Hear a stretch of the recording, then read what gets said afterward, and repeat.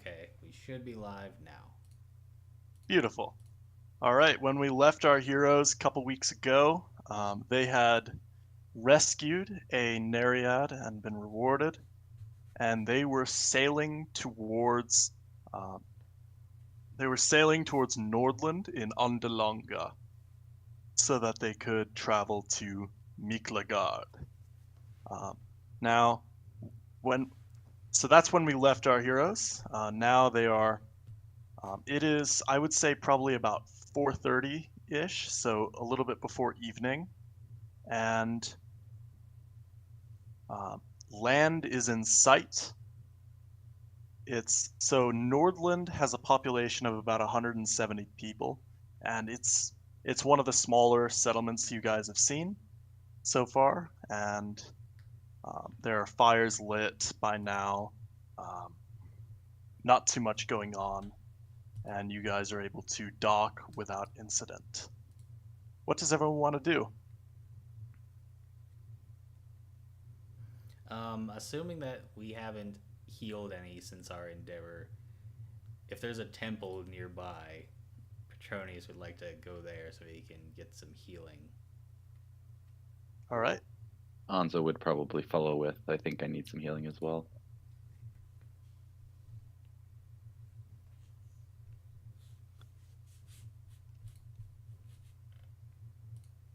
Um, will Adrocles be going with? Yes, of course. All right. So you guys are able to come to a temple of soul, and it's a very modest place.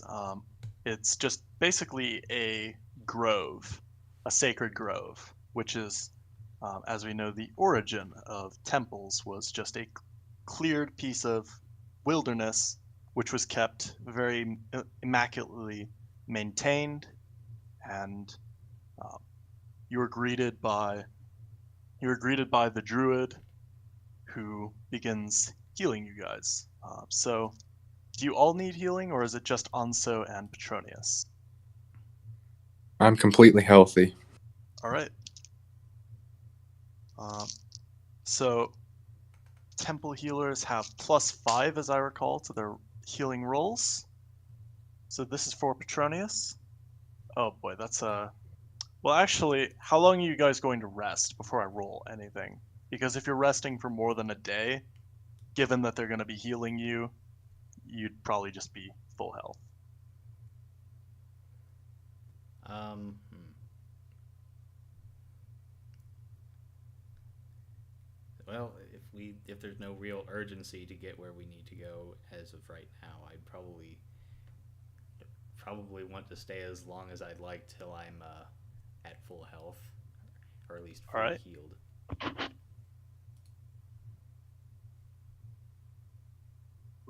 Yeah, that's probably a safe bet. We've traveled pretty far already in the last week or a couple weeks, so I think we'll just rest up and gather our equipment.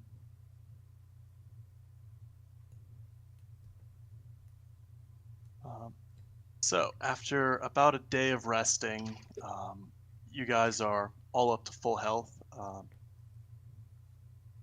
In that time, what is Adrocles going to be doing? Um, I was thinking of going ahead, maybe, I mean, not terribly far, but I'd like to scout the road ahead just to see where we might be headed, if there's anything we need to look out for. The road ahead. All right. You can roll me 3d6 and add your perception. Gotcha. Or sorry, um, actually, give me a second. I'm trying to remember if it was add or subtract, because we're going to be doing regular traveling rules, and that includes random encounters. So I'm just going to find it in my book.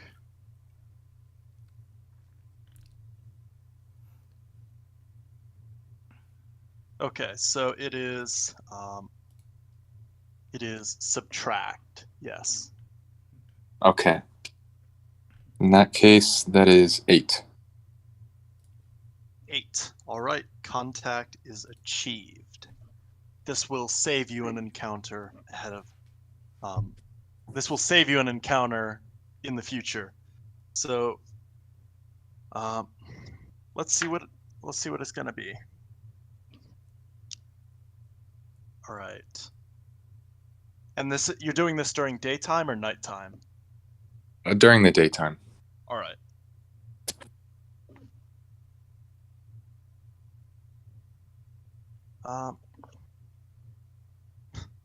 I shouldn't use this die. It's really hard to read. All right.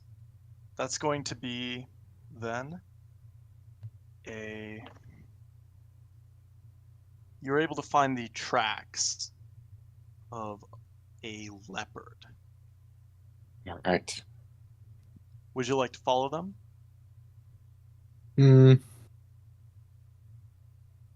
What do I know about leopards? They're ambush predators, and you could probably take one on, but Okay. their hides sell for a lot though. Otherwise, there's no real reason to. Their meat isn't very good, for example. All right. I don't think I'll follow it just to be safe. All right. So after about a day, you guys are able to recuperate, and you're up to full health. I have a Now- question. Of course, yeah. What became of Zarkonis? Zakonis, he's Yeah. still with you guys. Okay. I regret that I haven't mentioned him actually. He's just been stoic, you know. He went to the temple with you. He got healing,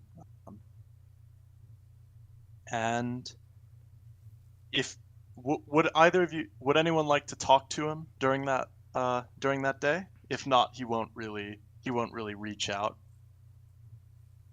Hmm.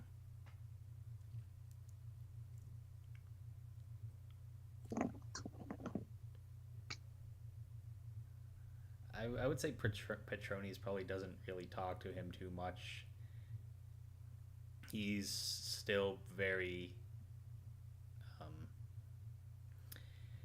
even though he threw away his ring, that gave him all the knowledge of all like the spells of all the other races. He still doesn't really trust him.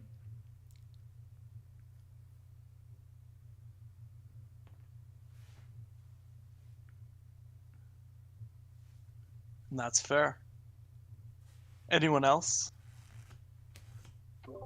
No, I don't. Well, I won't directly go out of my way to talk to him. I'd probably wish Sven, who's an NPC, I guess I'll wish him thanks and good journeys ahead when he disembarks from our company. So Sven PC can go about his way. Sven PC. Yeah. And then I guess I'll probably leave Ilgar in charge of Zarkonis while we Zakonis, sorry. Zakonis, sorry. I'll type it in chat. Yeah, I know it wasn't chat, but it's probably further up. I'm gonna say that I will go with Lubin's character. There you go, perfect. I'll go with Lubin's character. I can't remember off the top of my head. That'd be Vornir? shoot. Vornir, yes. I was Vornir. thinking Yeah, of Huel, his character. That's exactly my my thoughts as well. I'll go with him and try and sell some of these gems that we picked up. Okay. I'm gonna leave the diamond and the amber, which were the social skills and the rune lore ones. But I'll does try anyone and object to these gems being sold? I don't mind at all. I'm gonna say that the only other ones that really give properties are a moonstone, which was +1 heat toughness, which it's up to you guys if we want that. We're going south, so we might need it. And there was a ruby that had a -1 cut mod and +1 cold resistance, which could be very useful if we decide to set that in one of our weapons. But I'll sell everything that's not useful at this point. I guess we'll hold the good stuff till All we got right. the whole party together. So that's a 16 carat agate for 1200 copper. So I'm gonna have you actually roll on the. Do you want so them there's a individual table or on- just? I'll tell you what. So roll. Actually, you can roll them collectively because they're all gemstones. Would this be a social skills more so? It'll be on. So the table is on 116, and it is Okay. social skills. Okay. I'm just gonna recommend that you have Petronius or Bornir because they're both Yeah. very charismatic. Well, since it would probably have to wait till Petronius is healed, and since Jeremy's here, did Petronius want to accompany me while we're selling these? Yeah. Because I think I have negative social skills, so it'd probably be better to have someone a little more. Bring the guy with You know. 19 charisma. There you go, Yeah. exactly. Okay, so 116 to is the step deck. away for a little bit. So, No worries. So just like what exactly were you guys doing?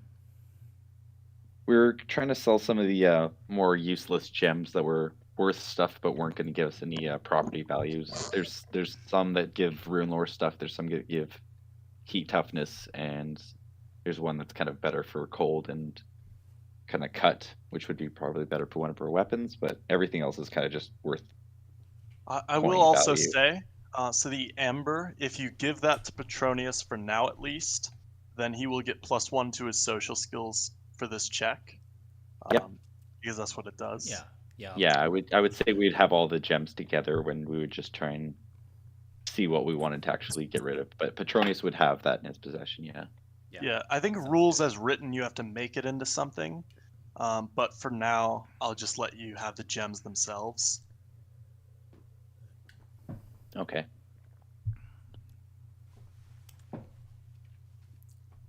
So then that's a social skills for Jeremy then, right? Yep. Okay. Am I adding anything to this?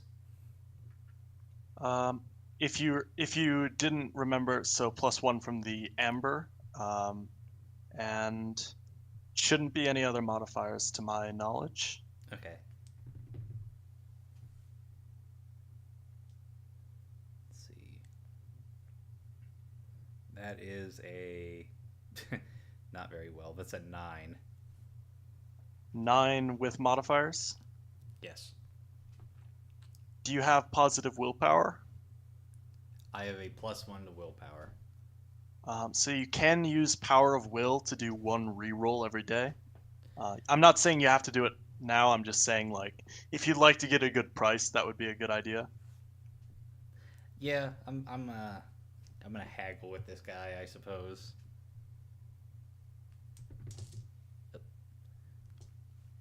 Okay, that's better. That is a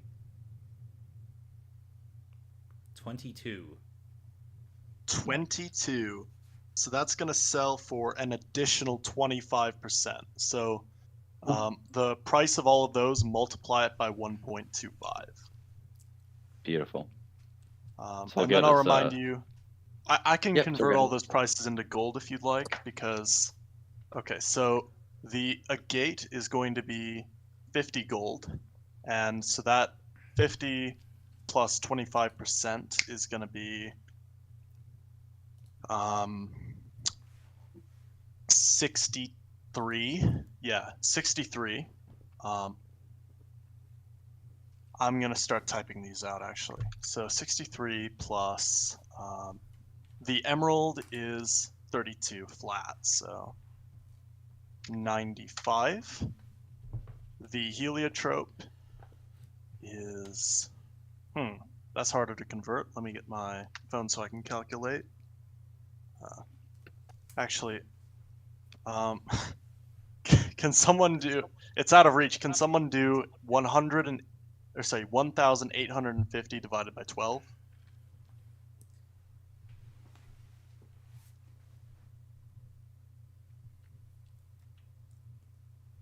That's 140 Or sorry, 154.1. And then can you divide that by 20? And then divide that by 20. So it's 7.7. 7.7. I'll put that as 8. 95 plus 8 equals 103. Yes. And then And- divide that by the 4 of us, I guess. Yep. And then did you want to sell the moonstone or the ruby?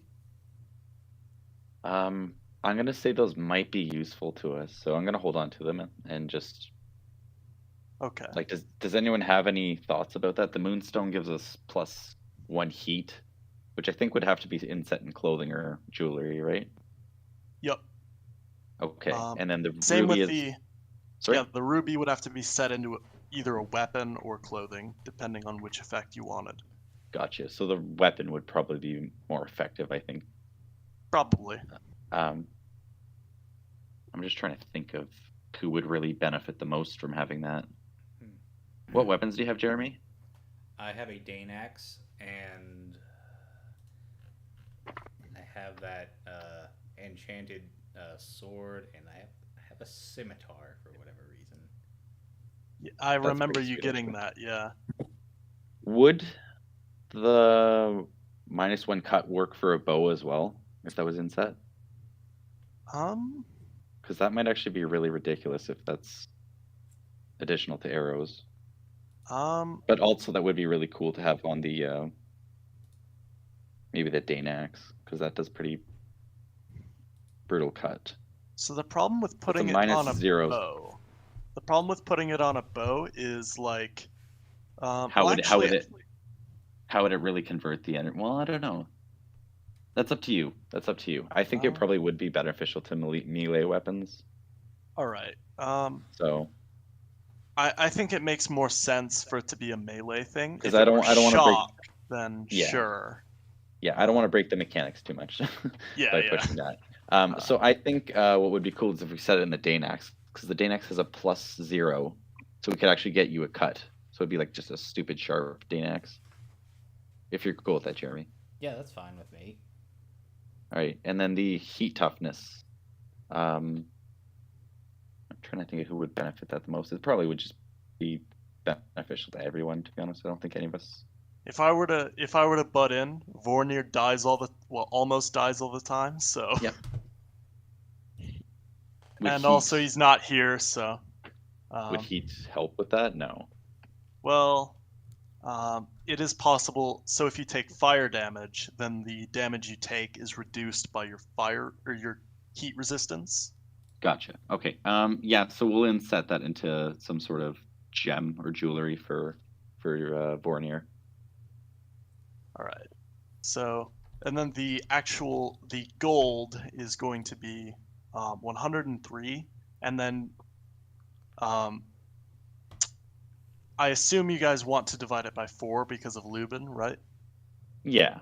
All right. That's fair. So that's 25.75. 25.75. So that's 25 gold and 5 silver. Okay. Or sorry, not 5 silver, 15 silver. Beautiful. All right, so we're already we're pretty much rolling in it right now. Oh, Yeah. we're doing fairly well. I'll give you that. I'm gonna celebrate. Probably go to town and buy some food. If there's a nice area, like a market or something that has some nice breads, I would probably head that way. All right. Petronius is probably gonna go the same way, but he's gonna spend it like getting some more booze. You know, it's kind of like I guess how like some people are with like parties. Like some people are kind of like in charge of like certain things. So it's just like, let's say Anzo's going to get like food, and Petronius is gonna get the drinks and something. So Absolutely, yeah. In that case, Adrocles is going to, if possible, he's going to look for a wand. A wand. Okay. Yeah. Nice. I believe it's 3 gold. All right. I'll say you're able to find one of those. You could probably do that in any settlement in Thule. Splendid.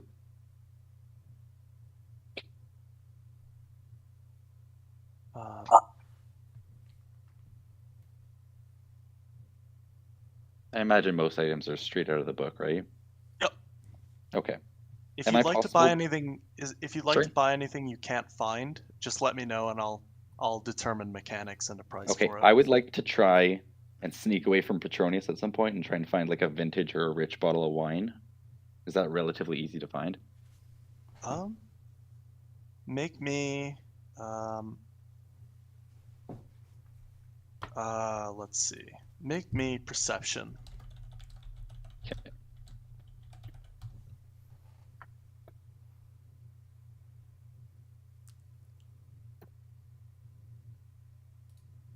That's an 11. I'm gonna say it's kind of too small of a town for that, but you Okay. reckon if you were to once you head down to Kings Cove Bay, you can probably find something like that. Could I get Because like it's an a average much bigger average bottle place. would be a little bit more feasible in the town? Yeah. Okay, I'll grab a bottle of that and I'll grab some extra arrows for Adrocles too, just to make sure our party's well stocked. It also all. might be really hard for you, like, now that I'm thinking about it, it might be really hard for you to slip away from Petronius because we're talking about a village that is like at I'm a most pretty a big mile guy across. too. Yeah. I won't I'll do it, but I won't do it so subtly, I guess. I'll pretend that Yeah. I'm like, I think Anzo thinks he's being smart and sneaky, but he's just obviously just purchasing a bottle of wine. Yeah. But that's okay. I'll make my purchases and then I'll let everyone else do what they'd like as well.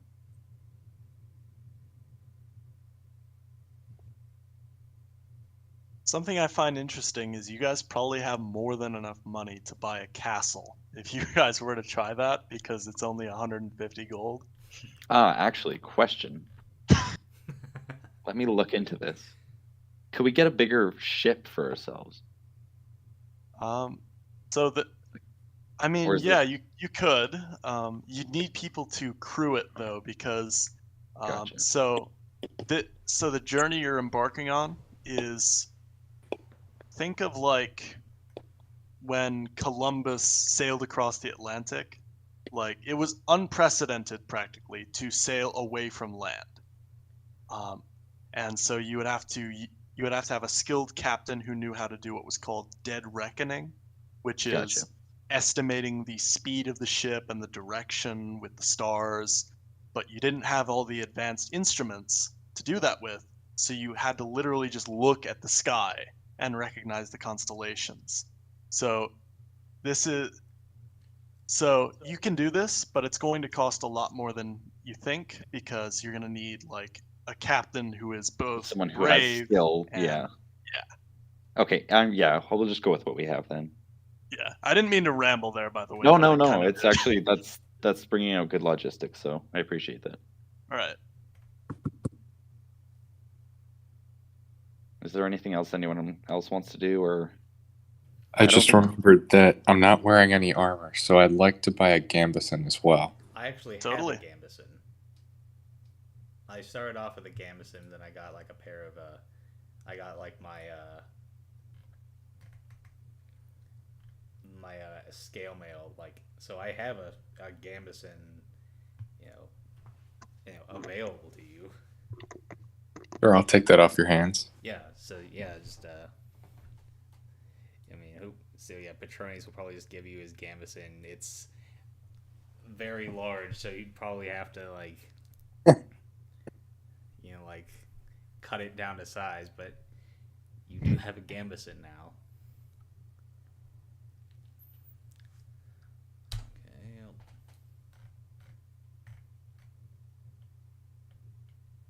All right. Whenever you guys are ready, you can begin traveling. Yeah, the only other weird item I would like to pick up outside of anything is if there's two like 2 purchases of honey. I know it comes in Justa, but if they have honey here, There's plenty, yeah. yeah, I'll pick up two sets of that then. Mm-hmm. That's the only thing else. I'll go grab some cheese and some butter and some bread. So, All right. what gem were we talking about setting into Petronius's Danax? It is a ruby, and it will give you -1 cut mod. Beautiful. Minus And is one. that going to cost money to get that set? Probably. If I were to guess, that it'd probably cost like. I just rolled 2d6. I'm gonna say that costs 3 copper. Yeah, Petronius will probably just like while they're out, probably like having some fun on the town. I'm gonna say he like goes to like a smith and like pays to have his have him set a ruby into his axe. And that was how All right. much you said? 3 copper. 3 copper. I rolled 2d6, so that was a good deal. Okay. Fantastic.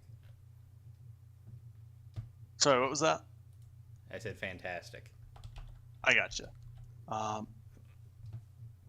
I find this a really funny mental image. Like you said, you guys were on the town, and it's just like 3 very large adventurers in a town in this tiny village, just drinking and eating and hiring blacksmiths and buying stuff. You've probably attracted quite a bit of attention. Maybe some children asking you if you guys are adventurers and what you're doing here. So what do you tell them? What do you tell your adoring fans?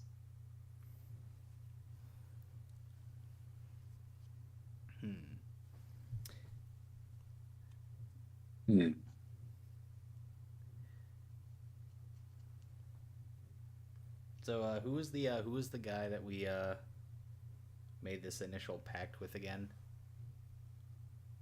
Which pact? Like why we set out on this adventure in the first place? It slipped my mind. I'm sorry. Oh, it was just like an ambition you guys had to go to foreign lands for wealth and power and adventure. You Okay. did. I remember you got a letter from Khalid Kavurtsan to deliver to his son Hroth once you get to the capital of Miklegard. Okay, so Petronius is essentially going to say something along the lines of, as of late in our lands, there has been much peace, but there is no real honor in peacetime. Peace makes men weak. So we have set out to we have set out to other lands to fight for whatever. Fight like any battle that needs to be fought, essentially.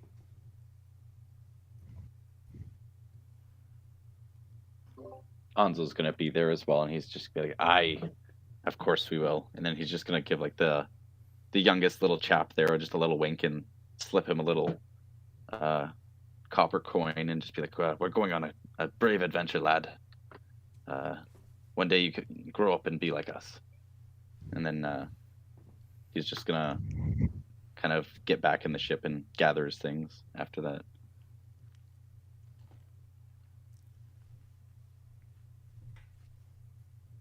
All right. The children react very, very well to this display. They're all excited about how they're going to be adventurers when they grow up. And eventually their parents it's getting late by now, and their parents kind of corral them back to their dwellings. And it's probably mid-evening now. Well, actually, no, it's the next day. So,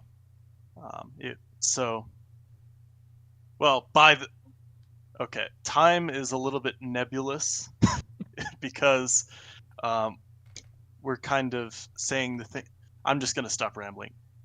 What time would you like to head out? No, I get That's you. what I'm gonna We're ask. like we're like in the broad sense of travel, so time is a little more we're a little less relevant than combat, let's just say. So I would say after we've gotten all our things, approximately it'd probably be about evening, right? Probably. Midday evening. Do we want to set Mhm. out, or do we want to wait the night?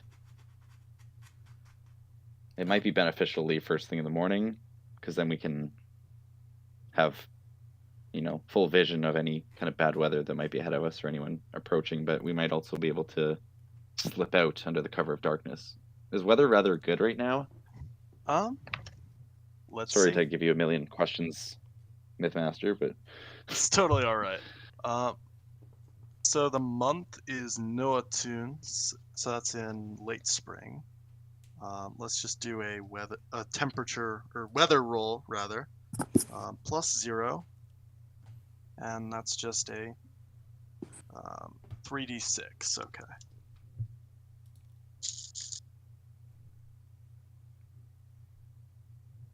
6. So clear sky. okay. Probably good temperature as well. Yeah, I think it's up to you guys. If anyone has any objections, we could probably head out now. Yeah, why not? It'll be a little more difficult to navigate, but I'm sure we'll be fine. Yeah. Yeah. I mean, imagine we have some bit of light to get out of the main kind of part of the like get away from land and start heading towards the broader open sea towards south. But All because right. most of it's going to be coasting, right? How long is our journey? Another day or so? About 10 miles.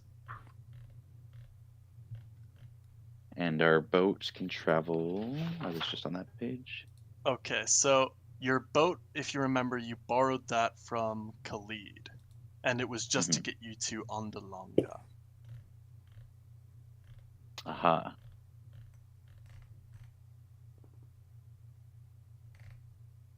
That was just to get here then, basically. Yep. Gotcha. So we would need to travel by foot? Mm-hmm. Unless you would like to, I guess you could rent a ship to try to just get around the island. Sorry, no, I was under the impression we were still using the ship. But no, if we're doing that, you know what? I don't know. What do you guys feel like? Yeah, I think we could probably head out. Adrocles is a ranger, correct? He is. So we get an advantage, I think, a little bit for travel of some sort for navigation. Yeah, I have. +1 to your miles per hour, as I recall. Oof, Yeah, beautiful. +1 to miles per hour. And then I have a decent navigation skill, so we can get along pretty quick. I think we got a lot of things going for us right now, especially since we're all fully healed. So we can slip out and just get a head start on travels. All right. Now, sorry, were we supposed to deliver a message for Khalid while we were in town here? No, that's when you get to Miklagard. When we get to Miklagard. Okay, just clarifying that we didn't miss anything on the way. So yeah, no, we're good to go. All right. So, assuming you guys want Audricles to navigate, whenever you're ready, you can roll navigation. Gotcha. And then I won't make you roll for a. He's the way to go. I won't make you roll for an encounter for this hour because you scouted ahead. 16. 16. All right. That is +0 miles per hour. I'm gonna say this is level ground. Actually, probably mostly downhill. So that's +1. You're a ranger. So 2. Then it is. I think you're going on a road. So. Oh shoot, where's the... Yeah, you're on a road, so that's gonna be 6. Any other modifications? No. So 6 miles in the first hour. Nice. It is at this point that you That's pretty guys good. actually. I know I said there wasn't going to be an encounter, but I did script one in, and it isn't. It's an optional one, basically. There's this little grotto nestled by the road, and inside of it is a sleeping polar bear. And you guys are just walking along, sleeping polar bear in this little grotto, and right next to him is a mangled body. Like that, it's basically a skeleton. I see.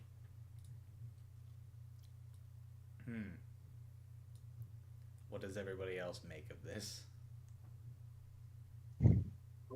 I think we have a rather hungry bear on our hands here. Do you want to slip past him, or should we kind of investigate farther? Because this could be a local person, or this could be some bandit. We don't really know at this point.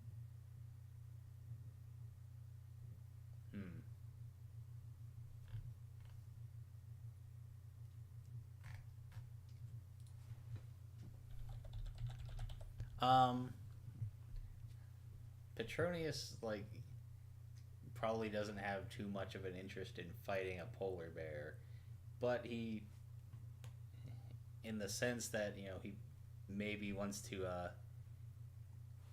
alert somebody in town about it.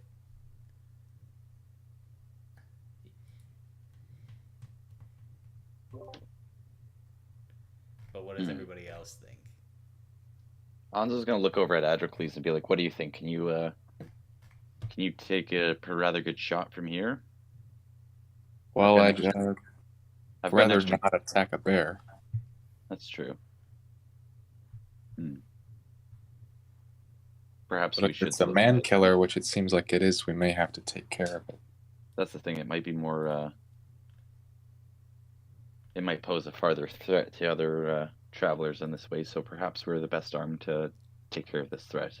I have an extra javelin if Petronius, if you want to take a throw at it if it gets too close, and maybe we can all just kind of get lucky and just kill it before it gets close to us. Yeah, Petronius will Alright. reluctantly take the javelin. He's not the greatest at missile, but he'll take it. If it gets close, Petronius, I'll be the first to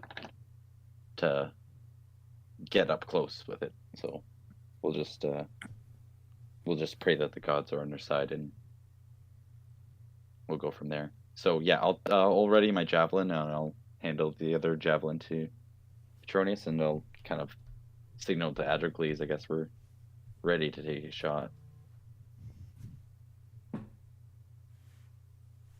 All right. Suppose I'll loose my arrow then. All right, so I'll just describe the scene a little bit more. So you guys are on this path. To your right, it's like the ground slopes up, very kind of steep, and there is a big bluff there. And then to your left, it slopes down, and there is that grotto, and the polar bear is sleeping right on the edge of it. So it is going to have half cover, unless you maneuver such that you are standing pretty close to the mouth of the cave. I'll go to the mouth of the cave, All right. roost, and then run back. Okay, roll it. Total of 20. 20. So normally it would have a DVMI of, oh boy, so that's going to be damage plus 10 actually, no matter what mods it has for the fact that it's lying down. So yeah, plus 10 damage. All right, that's 16 points of damage. And then roll cut and shock. That's 4 for cut. 4 for cut.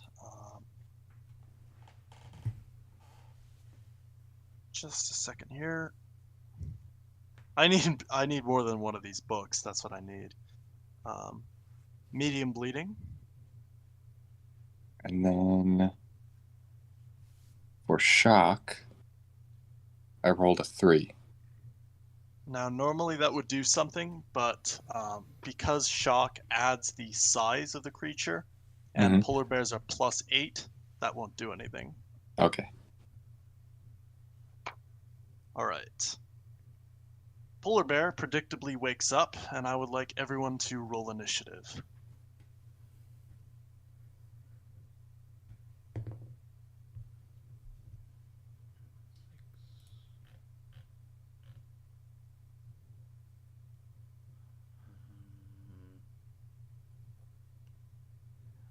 That would be I think a I 10 think because that's a I have 7 a for missile me. weapon. That would be the javelin. All If that right, works. so Adrocles, did you add the 4 because of the missile weapon?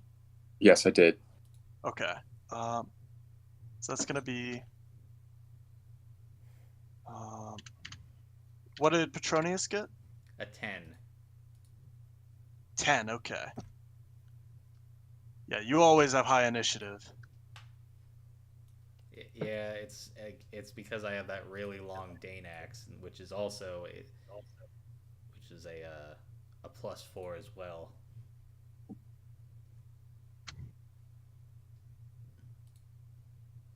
All right. Order is Petronius, Adrocles, the bear, and then Anso. Okay, so seeing as the bear is now woken up, Petronius is just gonna hurl this javelin at the polar bear, and let's see what happens. Yes, let's.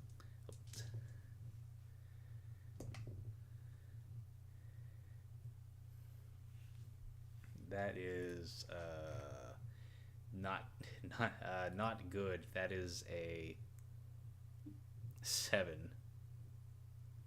A 7, Yeah. because it is still prone, will actually... I think that hits. Let me just go to combat modifications. Or actually, it's here.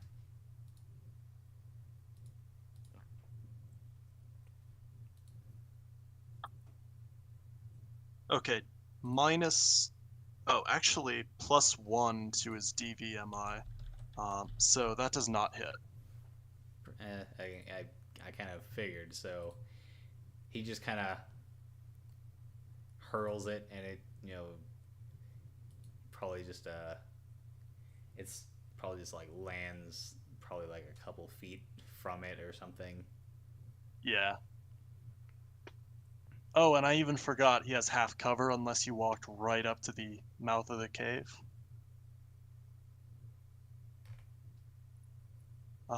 Which, by the way, did you? Because if you did, then you might be his target. I'm sorry. Did you walk up to the mouth of the cave before you threw the javelin, or did you remain where you were? I imagine I stood where I was. Okay. That'll bring us to Adrocles again. I'm going to loose another arrow at the bear. Now, this time he has half cover. Okay.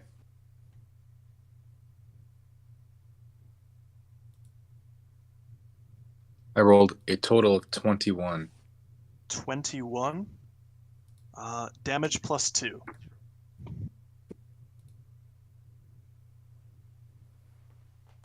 Total of 9.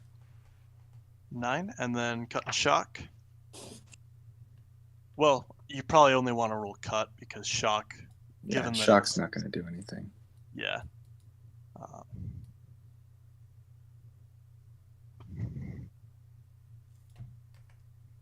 That's a 9 for cut, so nothing. All right. Now it's the bear's turn. And... I'm going to roll to see who he attacks. I would have moved up with Adrocles as well, so I'm at the mouth of the cave. Okay. In that case, he'll attack Anso. He's just That's going to fine. run up there and do that. I don't imagine. Oh, never mind. He has plus 10 to hit, so that's going to be a 20 to hit. Yeah, that hits. I think I have. Your DV is 15, right? Correct, yeah. So that's going to be damage plus 2. Luckily, he only does a d8 and rolls minimum, so that's going to be 3 damage. Oh wait, it's d8 plus... No, it's just d8. Never mind.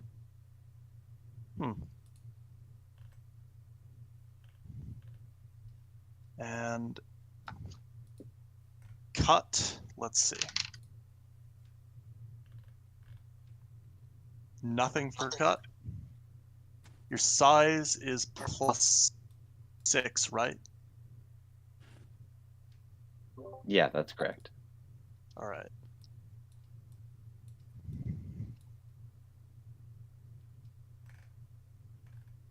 And nothing for shock. All right. So that was a very ineffective turn for such a majestic beast. They do not do enough damage for that to be realistic, to be honest. That'll bring us to Anso. Okay, I guess since I'm in melee, I will take an attack with my spear. Right? I will roll that.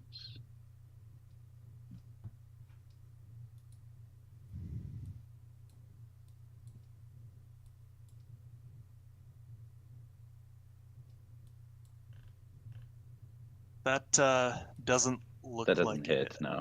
Yeah. No, I think that's an 8 altogether because I think I actually messed the modifier up, but still, that doesn't hit. All right. So that's fine. Second round, initiatives, please.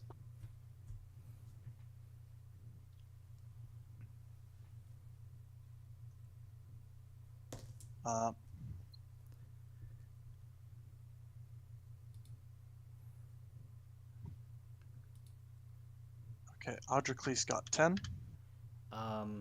Since I'm technically unarmed at the moment, well, not really, because like I threw my javelin, but I would have to spend my turn, getting my weapon. So I rolled a 5. Okay.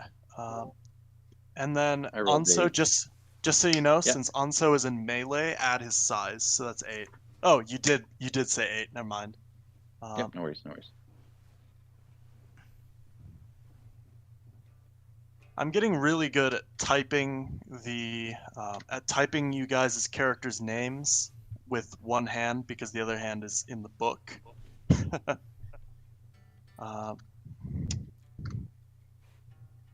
At first, it was really difficult. All right. I don't think I missed anyone because that's 4 names. All right. Yeah, that was perfect. Audricles, you're up first. All right. First, I'm going to back away from the melee, and then I'm going to loose another arrow at the bear. All right. Now he is going to have probably half cover again because of Anso. Gotcha. Unless, of course, you want to like circle around. Yeah, I'll circle around. Why not? That's probably the safer option because I don't think you want to hit him. No. So yeah, make your shot, and you'll be doing it. I think he doesn't have any mods currently. That's a 7. 7 does not quite hit because his DVMI is currently 8. Dang. Actually, let me check combat modifications because I think the fact that you're shooting at his side could decrease his DV. Yeah, I think attacking from the flanks gives -1 or -2. Okay, so it says from the flanks, DVMI is your shield mod is halved, but it doesn't say it's reduced if you Okay. don't have a shield. Gotcha. So yeah, it doesn't hit. Glad we figured that out. Next up will be Anso. Okay, we'll try again with my try to hit this bear with my spear, and we will see how I do this time. Hopefully better. It's a 16 to hit. That's a little bit better. 16. All right. That's going to be damage damage as is, actually. Damage as is. I think it's a D8 plus 1. Yeah, D8 plus 1. All right. And add your strength as well. Beautiful. Just triple check my strength here. I think it's beautiful. That's 5 damage. All right. And cut and shock.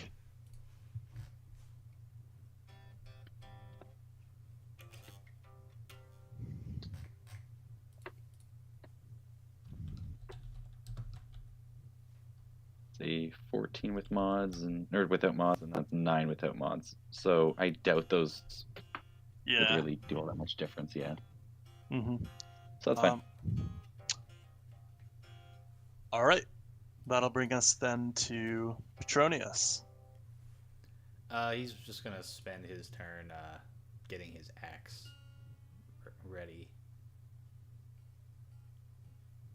Seeing as he he missed his he missed with the the javelin, so he would have to spend his turn getting his axe at the ready. Correct, or am I wrong? I don't think. Well, where did he have his axe? Hold on. I think draw a weapon from sack or backpack, something like that. I think that gives you -1 to your DVME and no dodge, but you can do it. Yeah, I think so. Let me check. Is that in combat modifications? Yeah, that's 61. Okay. Draw a weapon from your sack/backpack or put on a helmet. You lose your dodge and you have -1 to your DV, but you're not necessarily in melee right now, so you should be able to do that. Yeah. Yeah. Okay, so yeah. I guess in that case, how far away am I from this polar bear? So, if you were to go like in a straight line, for one thing, you would run into Anso, and for another, you'd be about 15 feet away. So, what you could probably do is if you were to go to the opposite direction that Audriclace went into when he went to line up his shot, then you could probably get a charge off. Okay, so I'm not gonna be able to attack him this round, so yeah, I'll probably just kind of get myself into a position where I can carry out a charge the next round. All right.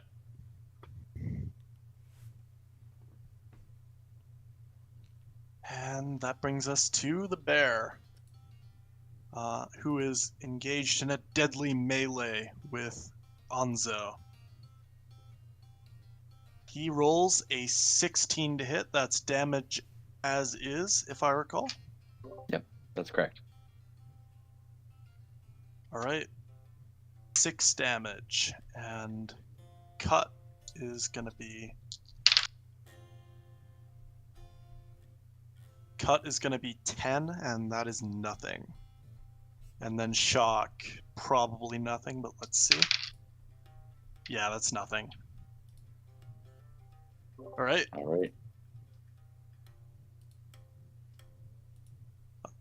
Reroll initiative, everybody. Round 3. So now I am in melee. 2.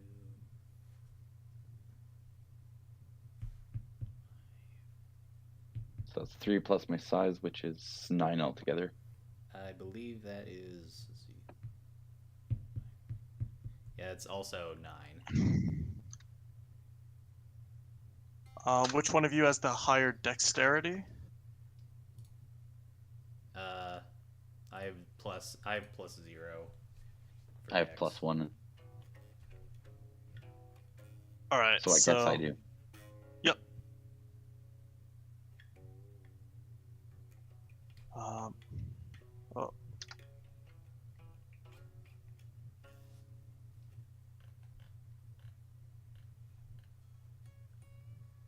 All right. There we go. Audricleus, Onso, Petronius, Bear. So we're going to start with Audricleus. All right, I'm just gonna loose another arrow at him. Go for it. 10. 10. Yep. Damage as is. 7 points of damage. Cut and shock, please.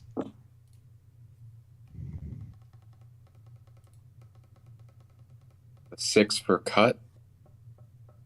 6 for cut. And he's All right, already that- medium bleeding, so that's going to bring it up to...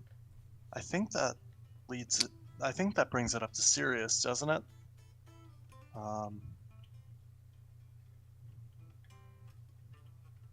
Yes. Oh, never mind.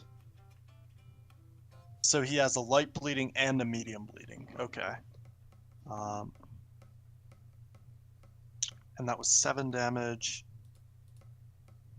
And then shock, you may as well go for it. I rolled a total of 19, so I doubt that does anything at all. Yeah. All right. The bear is not looking too good. He is below half health. All right. That'll bring us to Unso. All right, I will probably take another attack with my spear.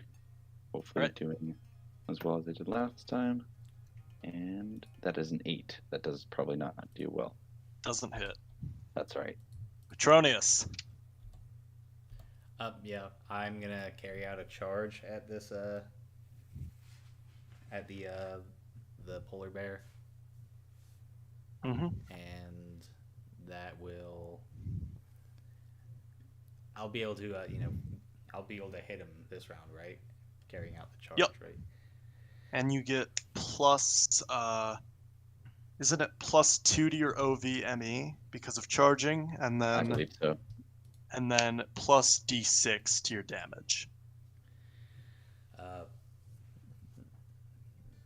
That's a let's say +2 to my OVME. Yep. That is a non-natural 20. Good. All right, that's gonna be damage +2. Damage +2. And you said a plus D6 to that. Yep. Okay, so we got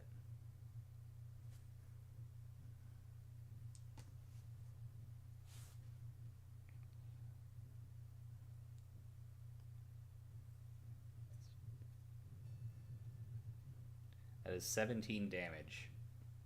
Wow. Cut and shock, please. 7. Okay, let's see. What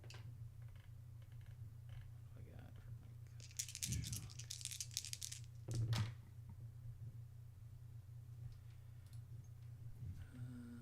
Let's see.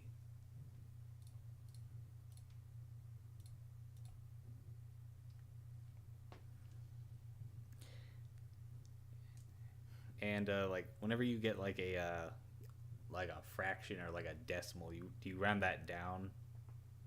Round down, yeah. Okay, so that's 12.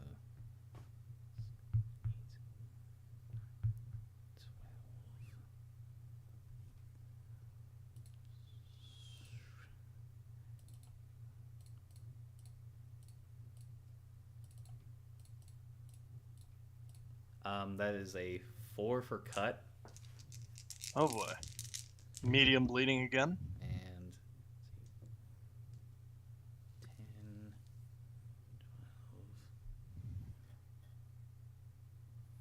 12. That is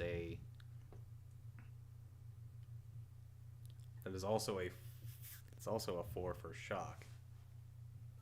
And is that with his size or no? No, that's just with my mods. In that case, nothing for shock. Sorry. That's fine.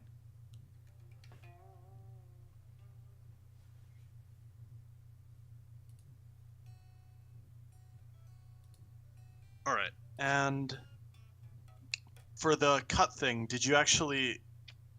It doesn't matter, but did you remember the -1 to your cut mod from the Ruby? Oh, so that would actually make it a 3. No difference, but yeah. Yeah, I was just trying to make sure you did. gotcha. All right. So that was a lot of damage. And the bear is up next, and he doesn't like this new threat. And so he is going to try to put some holes in you. Rolls a 26 Ooh. to hit. Damn. And I assume that's probably damage plus 10. Like, what's your It's a DVME? 14. Oh gosh. Oh no. Yeah, that's damage plus 10. Luckily, only a D8, so 13 damage. Oof. Oh. Let's see, cut and shock. Cut will be cut's gonna be light bleeding. Shock. Your size is +2, right? +3. +3. Okay. To 12. So that's nothing. All right. Yeah, that could have been pretty bad for you. Yeah. You only lost health though, thankfully. Everyone can re-roll initiative. Top of the 4th round, I think.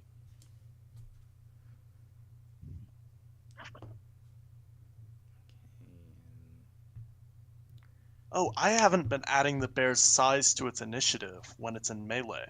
I just realized the bear just got 12 for initiative. Okay, that's fair. Sorry. That's, that is something we should have been doing, but I didn't even realize either. Well, it's my fault, so. I have 11 for initiative. I rolled an 8. Yep. 8.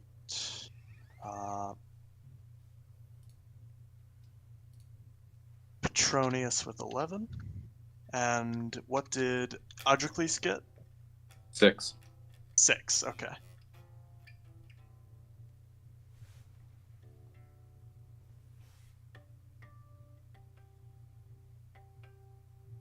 All right. The bear will be going first, and will be attacking Petronius again. Godspeed. 18 to hit, so that's going to be damage +1. Oh boy. 6 damage. Oh. 6. And that's nothing for cut, nothing for shock. All right. So that's the bear's turn. How are you doing on health, by the way? Let's see. I have 7 health. Oh boy. Luckily, the bear is not doing well either. It is now Petronius's turn, actually. Okay, so seeing as like he just took 2 massive blows in a very short amount of time, he's probably gonna, quite understandably just be, pissed off about that and try and hit back. That's all you can do sometimes. Let's see. 16?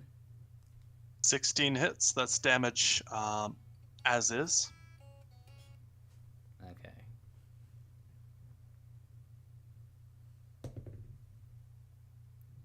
Four damage. All right, cut and shock.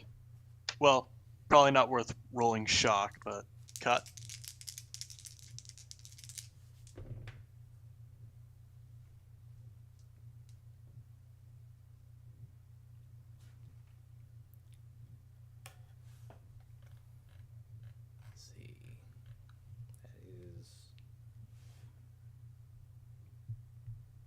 That's 8, so that's nothing, I think. 8. Yeah, that's nothing. That'll What bring round us is to this, by the Anso. way? What was that? What round is this, by the way? Number 4. Okay. All right, I'm gonna try and take another attack here. And let's see how I do. It's a 14 to hit. 14, damage halved. Okay. You've figured out it's DVME. All Hopefully the right good at the that'll end. do you. That's 5 damage. 5 damage. It's really not looking good now. And I will roll cut. Right? Nothing. That's nothing, yeah. Do you want me to roll shock at all? I know it's probably... Yeah, it's probably not worth it. Yeah, no, I won't. Adrocles, you're probably going to finish it off. I don't want to spoil anything, but it's looking Great. awful. It's covered in its own blood. All right, last arrow, I hope. 15 to hit. That's going to be damage plus 2. So basically just don't roll a 1. 10 points of damage. Is dead. How would you like to kill it? He'll take an opportune moment at that, like in between the slashes, missed or hit, and I guess as he's preparing for the next one, he'll sink one into the bear's neck and finish it there. This majestic polar bear roars one last time, but the roar stops with an oppressive gurgle, and it slumps to the ground, defeated.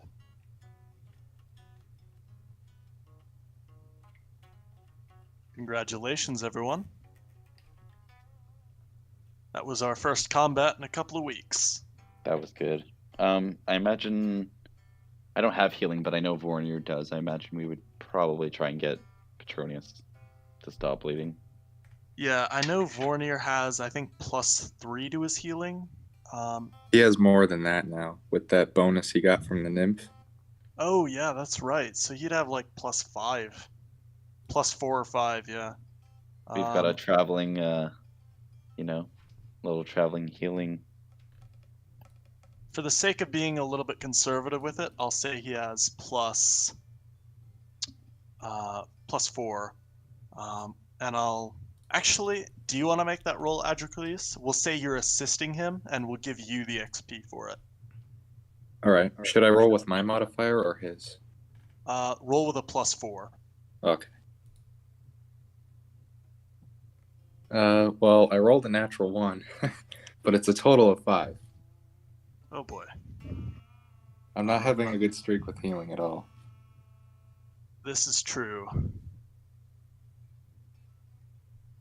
Alright, so that's gonna look like... that's gonna look like -2 HP, and one of those bleeding... Actually, no. One of those bleedings is going to... Well, so... I don't really like the way that MYFAROG does like multiple bleedings at the same time. I think it should just be like light, medium, heavy, and 2 medium makes a heavy. So I'll just say you have heavy bleeding, and it is in. Or I'll just say you have medium because you got 1 medium and 1 light, and now because of the faulty healing, it has become heavy. Is everyone okay with that? Yeah. Other than Petronius, the character, of course, who probably doesn't like bleeding.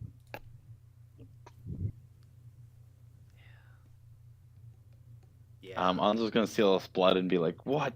He's just gonna start freaking out a little bit. Yeah, that's really all I can do. Is I guess the 2 of them were the ones healing, right? Yeah. So can I try and just like shove them aside and throw like a bandage on and try my attempt at a poor healing? go for it. Because I imagine Petronius would die without some sort of intervention right now, right? Yeah, pretty much. Okay. So rather than let him do it himself, let's see how badly I do here. Sorry, Jeremy. Oh boy. 16. Oh yeah. Natural 20. Ooh. Buddy, I just shoved them aside and like with a bandage just put my weight on the bleed and try and stop it as best I can. No 'cause bleeding and +4 health. I'm seeing whatever they did. I trust them, but I knew in the moment that he wasn't looking so hot. So beautiful. Sorry about the background noise, by the way. I don't know what's going on upstairs. No, it's all good. Don't worry. Yeah, so that's +4 health, and all the bleeding stopped. All right, so we're still in town, right? No, you're about 6 miles out. Okay. So I guess he'll just Petronius is just gonna just say, just let's just get back to the ship, and these wounds will heal eventually.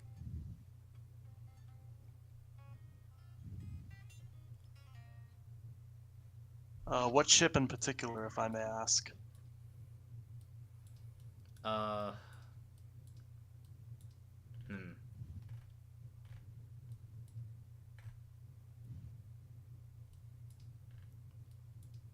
Yeah, we had kind of went by foot, but I'm just trying to think if it's better for us to try and make it back to.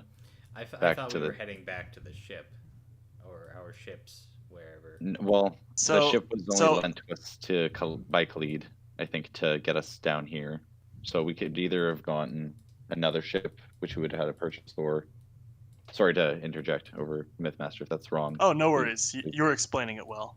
Yeah, no. So we decided to kind of head on foot. But if this is the situation, we might as well try and either camp and heal up, or probably the better situation is try and get back to town and maybe think about this another way. What do you guys think? If we stop the bleeding and we just are really, really low on health, I don't know. I would like to check that dead guy, or at least get somebody to check that random skeleton that was near the polar bear to try and get some sort of evidence. If we're going back to town, that might actually be better. We can let them know what we've done. All right, who would like to check the body? I'll check it out. All right. Do you have positive rune lore? No, I do not. Does anyone? I think Vornir was the only one who did. All right, Vornir will be accompanying you then, because one of the possessions of this mold person is a journal, a leather-bound book with runes made in ink. The gist of it is this guy is a wandering rambler who rambled out of King's Cove Bay, rather, about 4 miles south of here, and was presumably killed by this bear. He also has let me remember the exact name of it. He has 9 copper pieces, a fur shirt, a short axe, linen clothing, fur cloak, and a stick of walking, which is a minor magical artifact. And his name is Roland Hroftatirson. I'll take all those things. I won't necessarily include them in my gear per se, but are we heading down to King's Cove next or no? Yeah, that's where you're going. Okay, so we should probably inform them and bring his belongings and see if we can locate some family of his or some kin. And these belongings aren't ours; they're his. So we should I guess include them on our journey. But We shan't try and profit off of this. This isn't, it's not his fault that he ran into this bear. So, I don't think we want to stick around and try and skin this bear and try and get its pelt, but that's an option. If you'd like to, you can absolutely do that. Yeah. Did anyone want to do that per se? That could be a pretty good game pelt. Yeah, to sure. sell for it. All right, I probably would assist with that. Me and I guess Adrocles will start doing that, and as Petronius is healing up, I'll just hand him that bottle of wine I got him, and just be like, "Here, you can relax with this for a bit. We'll rest up, and we'll get you back to town." He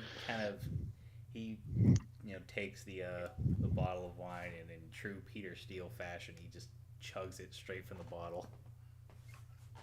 That's perfect. I imagine he's sitting there pretty happy in the on the ground, just resting. Yeah.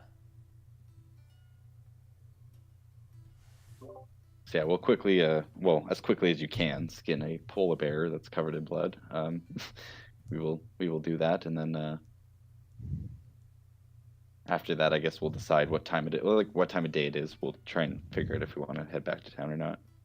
Now, Ilgar and Zakonis are, I should have narrated this, but they were with you guys and they did not get involved in the fighting because they are generally non-combatants. So they kind of stayed a ways back. And now that they're here, Zakonis is going to make a healing check on Petronius if he's okay with it. Or he's offering to anyway. He will grudgingly accept. Again, he doesn't really trust him, but... Alright. That's going to be... He didn't roll too well, but 2 HP healed. Okay. And then Ilgar is just kind of... is going to ask, "Can I get a sip of that, lad?" Yeah, he'll offer him the bottle of wine. He'll take a bit of a drag and then, or not a drag, he's not smoking, a bit of a pull of it, hand it back, say, "You took quite a beating there. Glad you made it out alive. Better men than you haven't." Well, at least you didn't kill me. That was Zakonis who was healing you. Oh, I know, we both were sorcerers. Kids these days. Anzo's gonna walk up. He's like, he meant he didn't kill you out of boredom, Ilgar. Are you fit enough to keep walking here, or should we set up camp? You're asking Petronius, right? I'm asking Ilgar. Sorry, just shooting this shit, kind of making it the whole party's fault that this old man is slowing us down and not just running into this polar bear. So, and ask him if he's too tired to keep walking. I don't know. These old bones might need a little bit of persuasion. And then he just grabs the bottle, takes like 3 big gulps, hands it back. I think I'm good now. Anzo's gonna pull out some bread and just hand it to him and be like, have some food with that wine there, Ilgar. You don't want to lose your strength out here in the wilderness. My strength? Do you know how old I am? I ain't got much left anyway. I actually don't, but I imagine it's quite been a few seasons, I imagine. So You calling me old? No. I'm just messing with you. You knew that. Oh yeah. You're always messing with us, Ilgar. But it's good. That's why we keep you around. What do you think, Adrocles? Do you feel like we should rest, try and regain some more health? If I'm not mistaken, I believe we're not too far from the next town. It would be a shorter journey than the last. Perhaps if we're the halfway point. You said it was 10 miles, right? Yep, and you traveled 6. All right. Vornir has a spell of healing, not to metagame this, but if he's willing to, he could use the spell just to make sure that Petronius has some extra health for the journey. But So the way healing spells work, it's not a flat amount of healing. It is a +2 modifier to a heal check. Gotcha. My apologies. I did not No know worries. that. So, okay, yeah. Petronius, how do you feel? Do you want to rest for maybe an hour or two, and then we can carry on? Yeah, that sounds nice. We'll keep you in the middle, next to Ilgar and to, Zakonis.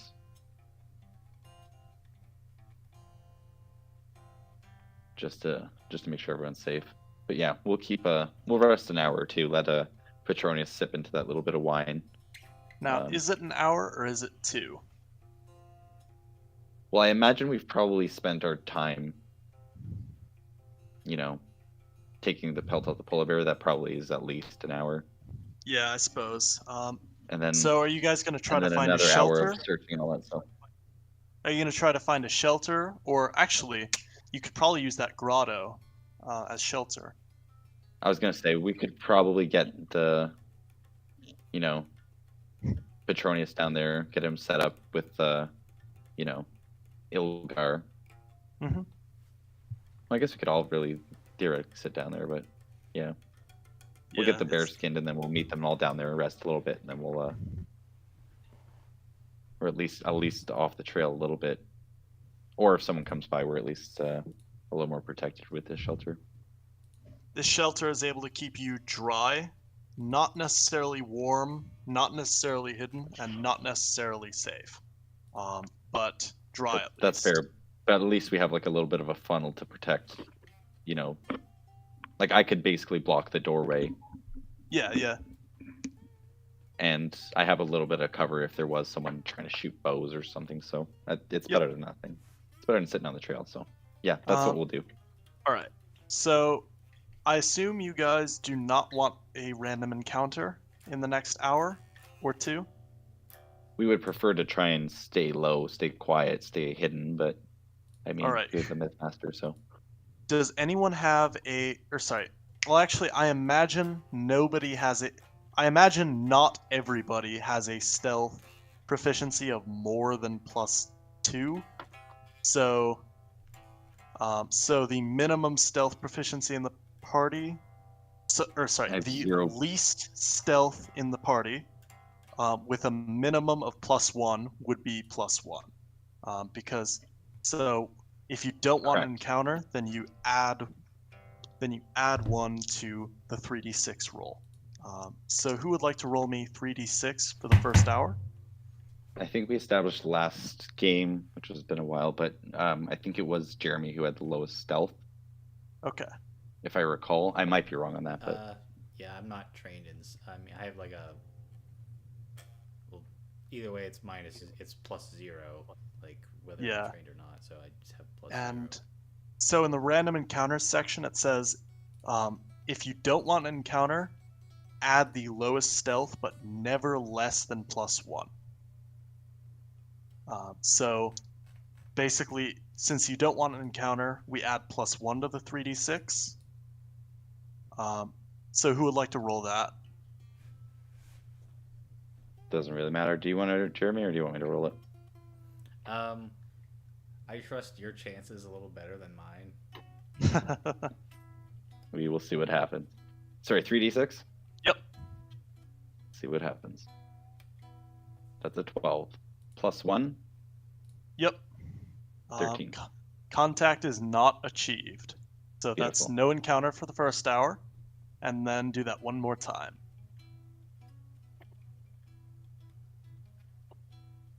.3d6. I'll include the modifier this time, so that is 12 again. No encounter. All right. Beautiful. So that's the end of the 2 hours. And everyone's rested up. So what would you like to do now? I guess we can slowly continue on our journey, being a little more vigilant, but I mean, that's up to Adrocles of how fast we go, because he's our guide, I should say. So. All right. whenever you're ready, you can make me that navigation test. On it. 12. 12. That's gonna be you. You guys just make it at the end of the hour. However, roll me another 3d6, please. And then add +1, I guess. 6. Ah, now we have an encounter. Hope everyone's ready. I'm ready. Yes, I have to be. Yeah. Let me just. Okay. There's the page. And it is still daytime at this point. Well, actually, it's probably nighttime by now, isn't it? Because you guys were resting for 2 hours. You've been traveling for 2 hours in total, and you headed out in late afternoon. So it's probably nighttime.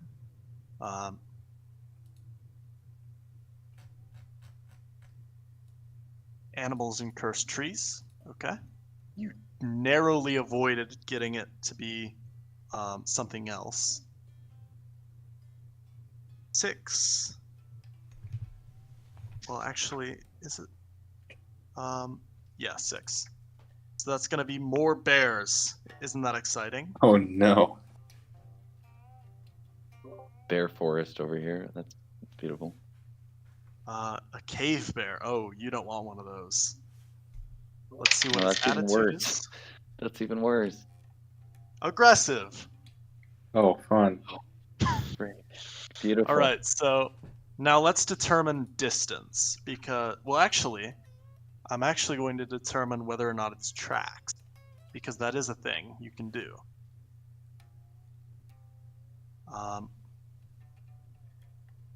So you guys are walking, therefore, on a roll of 1 or 2 on this d6, it is tracks. That's a 3. So So I'm going to. All right. Adrocles, can you roll me another d6? And I'm gonna have you add your. I'm gonna have you add +1. 6. Right. And then actually no +1, so that'll be a 5. Now roll me 2d6. 6. You guys are 600 feet away when you spot this cave bear, like in the middle of the road. It appears to be wounded. It's kind of dragging itself down the road, and like not mortally wounded or anything, but pretty wounded. What would you guys like to do? I would go off into the brush and just try and conceal myself. Yeah, I guess let's try and hide the party as best we can. I would try and get Petronius and Ilgar and Zakonis off the road as fast as we can. Yeah, Petronius is really in no mood to be fighting any more bears. Which is understandable.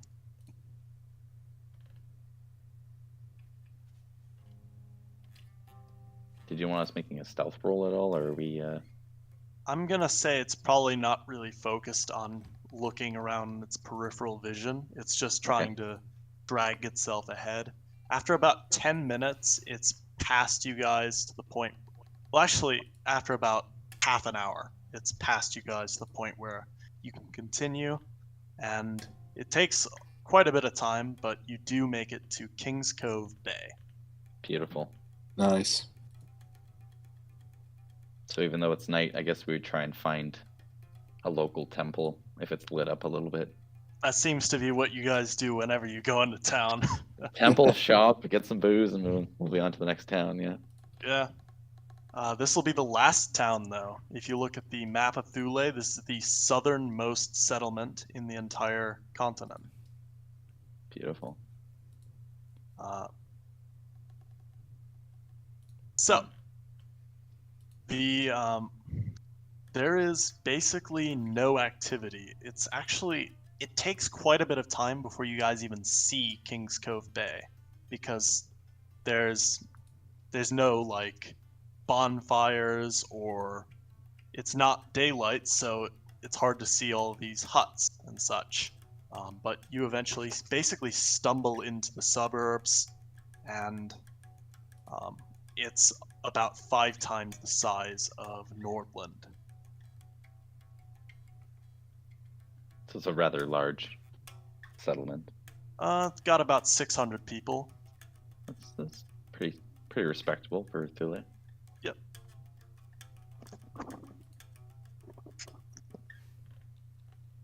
I guess if I see any like locals or guards or anything, I would ask them if they could point us in the direction of a temple. My friend here needs some assistance with some healing. We had an So encounter with a bear.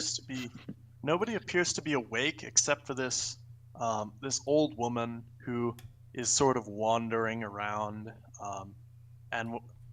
and introduces herself as Grinda. She gives you directions and says, "Oh, and do note it is one of the better temples in Thule, if I do say so myself. You may have heard of it, High Fire Temple." I have. Thank you. And then she will continue hobbling along. Presumably she can't sleep. In the words of one character in The Count of Monte Cristo, old people never sleep. I forget the character. No, I do remember his... Well, no, I do forget the character's name. Never mind. Anyway, so you guys come to the temple, and it is... So, Underlanga is based off of the Dacians and the Goths, so they didn't really have permanent structures. But Thuleans, when they build structures, they build them over the course of hundreds or even thousands of years to make them last. This is a grand stone... well, in the center is this grand stone menhir, huge menhir, which is a carved... or not carved, just a standing stone. With it does have carvings in it of runes and faces of gods, and then surrounding it are these 7 braziers. There's 13 braziers. That's better, which are basically kept lit 24/7. And there's someone tending to them as you guys come in, and he offers to perform healing, as he is able to see that Petronius is quite wounded. I can roll that whenever you're ready. Well, actually, because you guys are going to be heading out soon to Miklagard, and I'll just let you know that's a month and a day of sailing. Honestly, just put yourself at full health, everyone. Okay. So you do Perfect, get yeah, I healing had some though health for anyway, so- flavor purposes. Beautiful. And you're able to rest there. What would everyone like to do in the morning?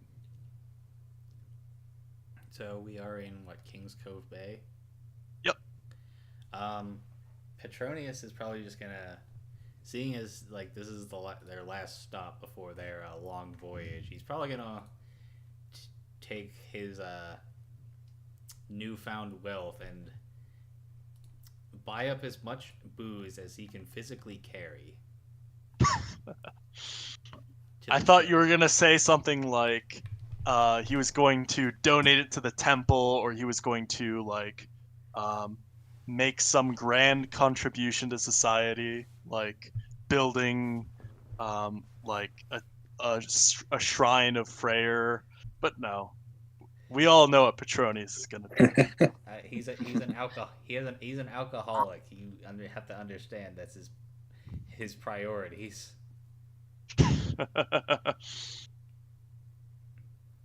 Well, one Being our cannot last- serve two masters, can one? No, that's quite right. So Anzo's going to Anzo's going to leave, I guess, an offering of some of the honey and the pelt, unless anyone else wants the pelt. But No, let's give it. I think that's yeah. right. I'll also leave 13 silver, which is quite a bit, but it's worth it because this is Thule. This should stay here, and 1 gold. I'll leave gold as well. Screw it. And then also I will try and decipher the rest of the I guess that journal that we had gotten with Vornir. Do you have positive rune lore? I don't, but Vornir, I guess, probably would be able to decipher some name. All right, Or so or at least would bring it to the temple and get them to decipher it with the personal artifacts to try and locate the kin. yeah, so he headed out of Kings Cove Bay, but his family are in. Let me just make sure I get the place name right. They're in Southland, which you guys kind of basically passed on the way here, but you didn't Okay. quite go through it. And so they just say, "We'll take care of transporting it." Yeah, I was gonna thank say you I'll for leave the bringing it here. possessions with the temple, and they can find it to its rightful owner. Yeah. Did you bring the body with? Unfortunately, I don't think we did we? No. Because you guys are Thuleans, your characters anyway, Yeah. I will say you would know that it would generally be a good idea to bring the body, because that way he can be interred in a burial mound. Mhm. However, it's totally understandable if you didn't, because it's like Carrying a body 4 miles is not really realistic when we have hurt members. But yeah, I think we probably would have would the grotto have been a suitable place to have kept him at least enclosed. Yeah. And it's Yeah, I right by imagine the we would've- road, so I imagine we would have at least kept his body safe from preying animals to a Yep. degree. So we probably would have left him there with a stone kind of on his chest just to ensure he's well taken care of. And we would give that information to the King's Cove. all right. Is there any other business? We had to let Khalid, what was it, the son? Hroth, so he's in Miklagard. Okay, correct. Sorry. No worries. Can I get the spelling of his name, actually? Can you drop that in the chat? Hroth, you mean? Yeah. Okay. Sorry, not to be that. I'm just going to throw it up on our agenda of shit to do. Hroth. Okay, that's how I thought it was spelled. Beautiful. And That's that's a the name son, I right? got from Beowulf, actually, one of my favorite pieces of Norse literature. It's an amazing piece of literature. Yeah. I got the I don't like the- I got the I don't like Haney the- translation right here. Beautiful. Nice. Off topic. Sorry. Petronius, Jeremy, do you have anything else you need to do? As I said, he's so Go into town on the booze over there. yeah, pretty much that's his priority. So I imagine Anzo would have picked up some 3 bottles of mead just for the party, just so to celebrate if there's another occasion like this, or if we're out of Thule and we need some reason to celebrate. He has 3 bottles of mead. All right. So we are in Andalanga, and Kings Cove Bay that's the largest settlement of 760. So what do you suppose is like the largest amount of alcoholic beverage that Petronius could buy in like one like sitting, or Oh gosh. Well, so Here's the realistic question: how are we getting to Miklagard? Are we taking another boat? yes. So And are we on the gonna have to Longa, procure this boat ourselves? Sorry, not to. no. So Because if we have a big ship, we could probably throw like casks of ale and stuff on this, right? yeah. So I'll just Probably a better way to explain. go. Like, you guys are not the only adventurers who came to Kings Cove Bay today, seeking passage to Miklagard. You are not the only ones. You are not the only ones by a long shot. There are at least a dozen other adventurers here, and they come from all walks of life in Thule, with the common denominator being that they are almost entirely high men and entirely male, and entirely a little bit too brave for what is generally healthy. So there is a few ship captains in Kings Cove Bay who have made a lot of money, charging 3 gold ounces per person for a 1-month trip to Miklagard. And they will allow you to bring they'll allow you to bring as much stuff as you want, but for every 100 pounds of it, you will be charged 3 more gold.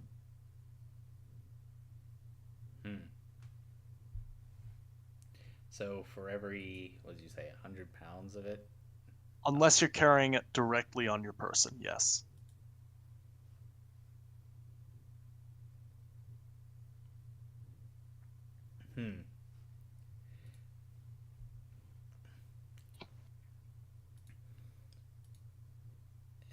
Petronius would probably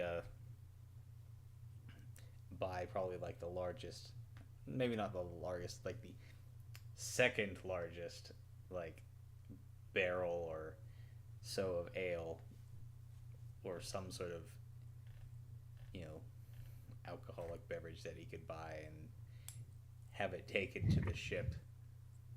And if it is like 100 pound, like over 100 pounds, he'll pay the difference. He has the money. You were able to find one that, so there is a scale near the harbor in Kings Cove Bay, and they slap 100 pounds of weights on one end, and they roll the barrel onto the other end, and it just balances out such that the barrel is a little bit higher and thus weighs less than 100 pounds. Okay. So you are able to narrowly escape paying a lot of money for the transport of, we will say, shoot, how much ale would this be? Let me go to the trade section. I think it's like 120 liters. Like, it's quite a bit of ale. Yeah, probably 120 liters of ale. That's a good.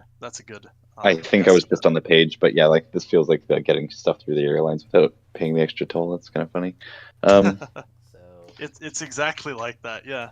so Yeah, I'm gonna buy some extra fruit, meat, and fish just for our travels, because it's how many days down to Miklagard? 1 month and 1 day. Oof. Okay, I'm gonna buy quite a bit more food. So it's like, let's say I got a barrel of this ale, so it's like Let's talk about the cost of that real quick. So, you said Eve said a barrel is Hold on, not 120 to- liters. I It says believe it's so. 120 liters. 60 cans. 60 cans. 100, yeah, 60 cans. And then a can is. Oh man. Well, I a think can, I think ale sold by the Justa, which is 0.6 liters. If there's Yeah. 160 or 120 liters, sorry, Oh yeah, divided by yeah. There we 0.6. go. Right there we go. Divided by 0.6. That's about 200 Justas of ale, and per juice. But I guess they would probably give you a deal too if you're buying Yeah. that much. It's about probably 200 copper, 150 copper, somewhere in there. Does that sound about fair? Let's say 150. So that'd be 150. actually copper. that'd only be That'd be only like three silver-ish, not even. no, Or that'd no? be Hold on. that'd be 10 silver, 12 silver, we'll say, Okay. because it's a little more than 13, and they're giving you a good deal on this. Okay, so I got. Sounds good. So yeah. Is this town big enough that I could get away from Petronius and buy some additional? Yeah, this is a much bigger place. Okay, I'm gonna buy, if possible, I'm gonna buy 5 vintage bottles of wine. I know they're quite a bit more, but All right. So fine quality would be, or is it fine quality or is it a different word? there's fine and there's Oh. vintage. Yeah, I see. Yeah. Rich and vintage. So that'll So be it's 14 copper each. each. Yeah. which is 5. So that's 70 copper. So that's fine. Now I will mention, so those are sold by the Pel, and a Pel is 0.225 of a liter. Oh, 3 Pels is a Justa. Yeah, so that'll last him a couple days per bottle, Okay. which should be good. So those are just things that he doesn't know that he has extra alcohol in the reserve just in case we need to get him through the day. I find it funny how we are committing so much of our time to figuring out the alcohol situation for one. Our of our alcohol and characters. food to try and get to enough foreign lands. I love it. Yeah. I guess. I mean, that's realistic too. Yeah. I guess Petronius probably should buy like some more field rations too. 'Cause I got like 3. What he should really invest in is rehab, but we won't talk about that. He should. I agree. Okay, so I'll probably just buy like let's see a field ration. To be honest, you can buy some bread and fish and meat that won't spoil for the first couple days, and then you can rely on day rations to make it easier on yourself. Yeah. Because you're not going to sit and want to eat beef jerky. Like, just as a realistic thing for that, you'd probably be nice to have some nuts, fruit, and vegetables and stuff. Yeah. Yeah. I think I'll just buy like a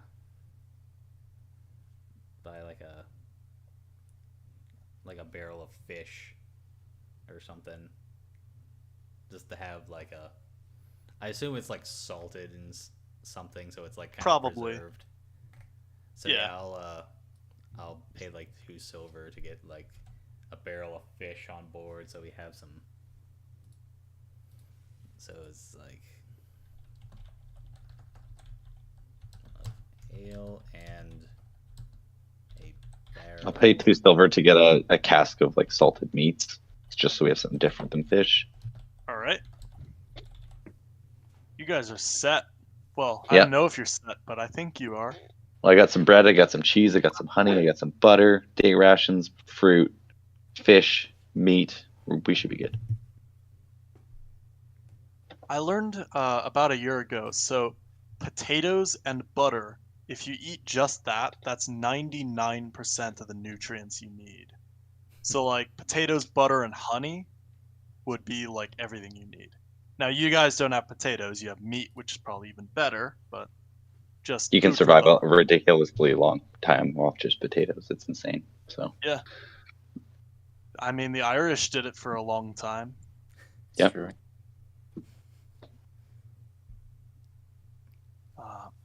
Yeah. Okay. So, should we? Well, actually, so the journey is going to last a month and a day. Let me know when you guys are ready to head out. I'm all I set. imagine after we've gotten everything together, there's nothing else that's I can think of that we would need. I might buy an extra javelin or 2 just to have. All right. It Yeah, is that the sounds good. 11th of Noatun, by the way. Okay. Meaning that. So, I'll just describe this. you guys set out on these choppy seas, and the other adventurers on the ship are quite rowdy. They at times might, well, they're probably going to have all kinds of arm wrestling competitions with, especially Anso. They're all trying to beat him, probably not with much success. Um, Probably since Vornir might be the only bard, they're probably requesting songs and maybe tipping him ridiculous amounts of money in exchange for being able to request a song, um, that kind of thing. And it is a bleary time. Like the first few days, even the first week, are really nice, but after a while, the occasional fishing that the captain has you do in order to keep your mind on something so that you don't fight is all that's keeping you sane. Um, this is a long journey on a ship, which, while it's not particularly cramped, is, well, it's a ship. There's nowhere to go really, and so after a month and a day sailing, so this is Glitnir the 12th, land is sighted. Great city, stratified by elevation, dominated by a palace complex which is, in and of itself, practically a city of its own. Its crystal domes gleam in the iridescent sunlight. As you approach the harbor, sounds of life are all around. Laborers working, children playing, fishermen hoisting, merchants hawking.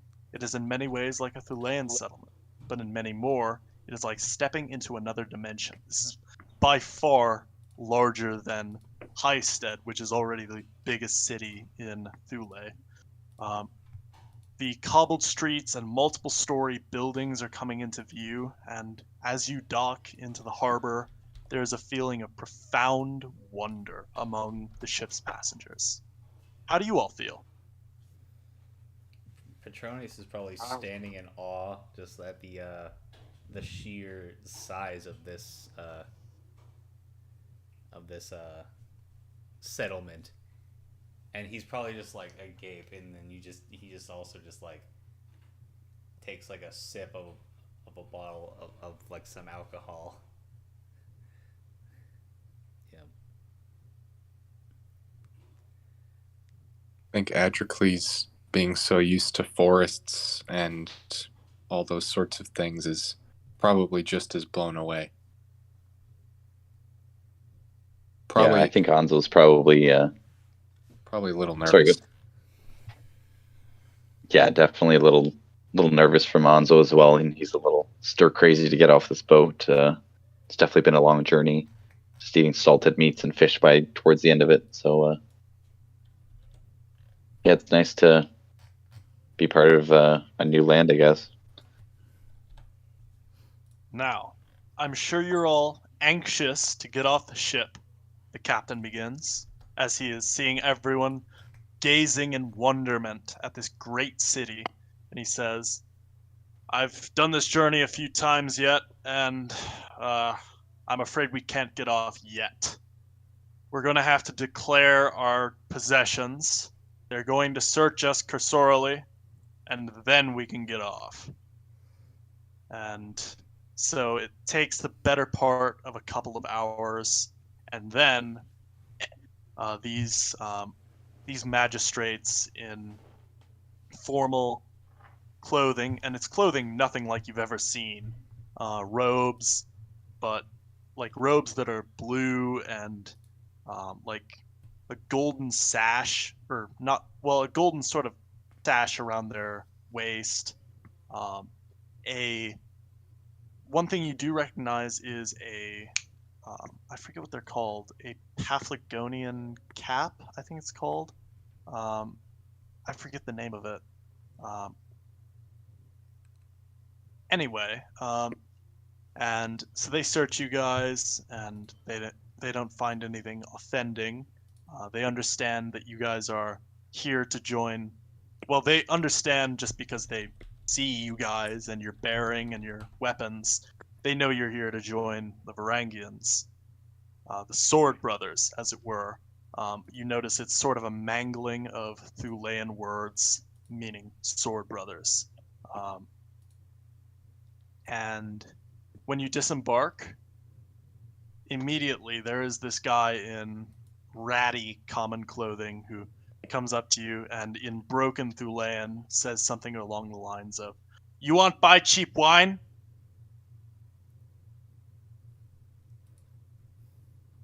Not me. How cheap is your wine? Petronius is he kind of looks at him kind of funny. He's like, huh? Cheap wine. And then he stumbles for a second. 1 imperial copper. And imperial, this is a word none of you have heard before.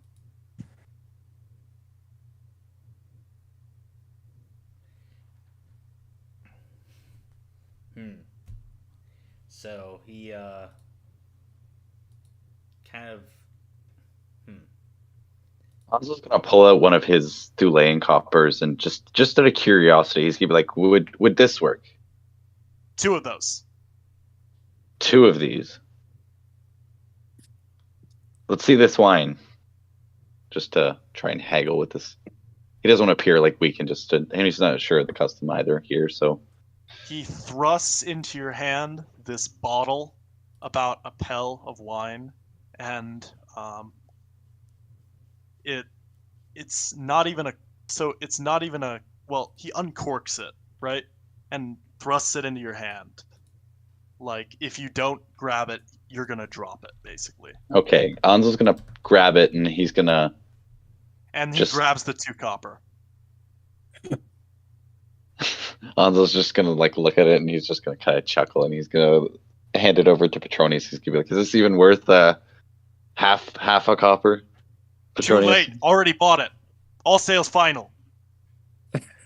he's gonna. Anzo's just gonna ignore. Anzo's gonna ignore him and just kind of get a quality test on this wine. Petronius is gonna take a sniff. He's gonna put it up to his nose and take a sniff to kind of judge it from that. It's not very good quality. It's poor quality wine like you would have in Thule. He kind of like, you know, and has like this disgusted look on his face, and he's like,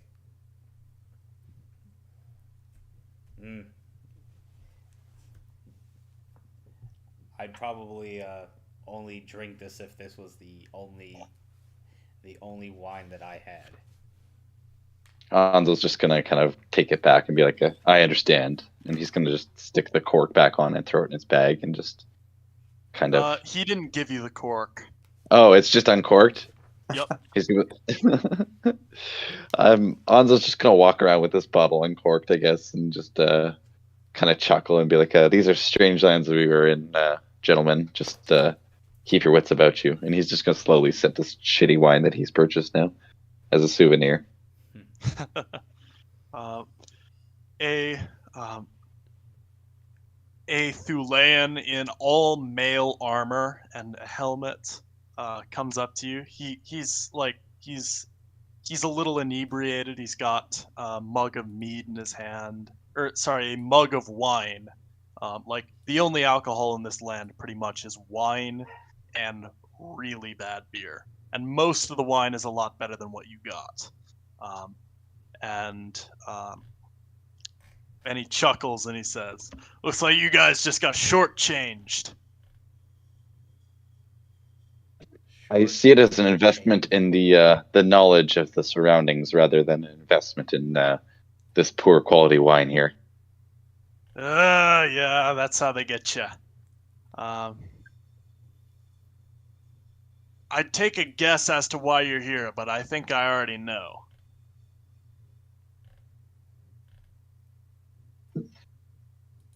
We're here to join the Varangian. Yes. All right. And then he he turns sort of to the side, and he points up, like up, and to, I imagine it would probably be the north, and he says, "Palace up there.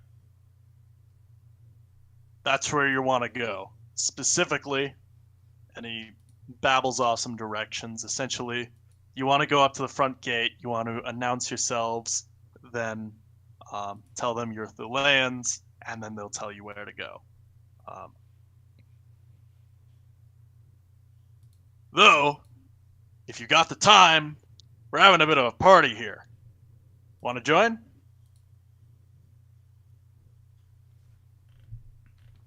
Party, huh? Well, I suppose I'd better get to know some of the men that I will be fighting alongside. All right. And he takes a hand around Petronius' shoulder and another one around Anzo's shoulder. He kind of has to really reach. Well, I imagine he has to. Well, how tall is this man, by the way? Probably about 6 feet. So he's reaching for both of you guys. Yeah. And he guides you over to a table where there are multiple Thuleans in mail and scale mail and all of that, laughing, and he says, "This here's oh shoot, I didn't ask your names." And then he realizes, oh, and I forgot that one. Goes over and grabs Adrocles in the same manner.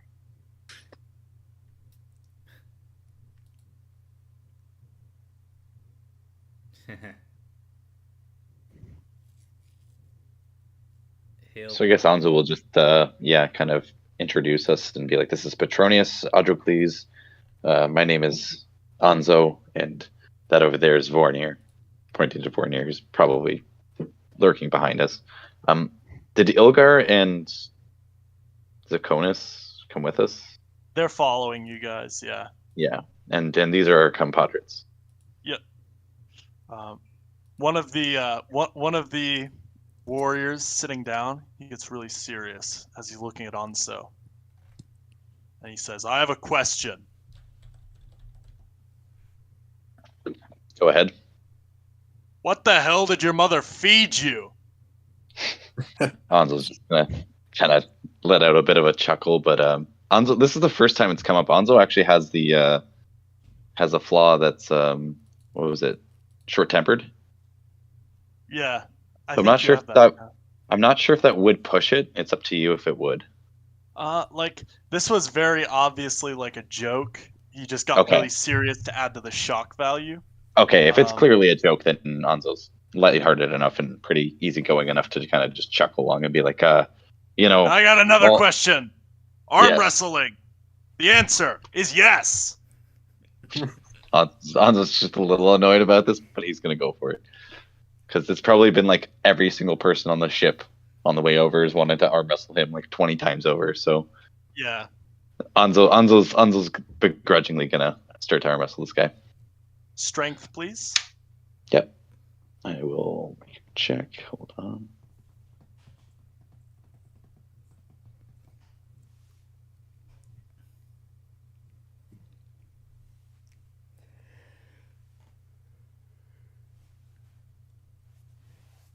Seven. I didn't do very well.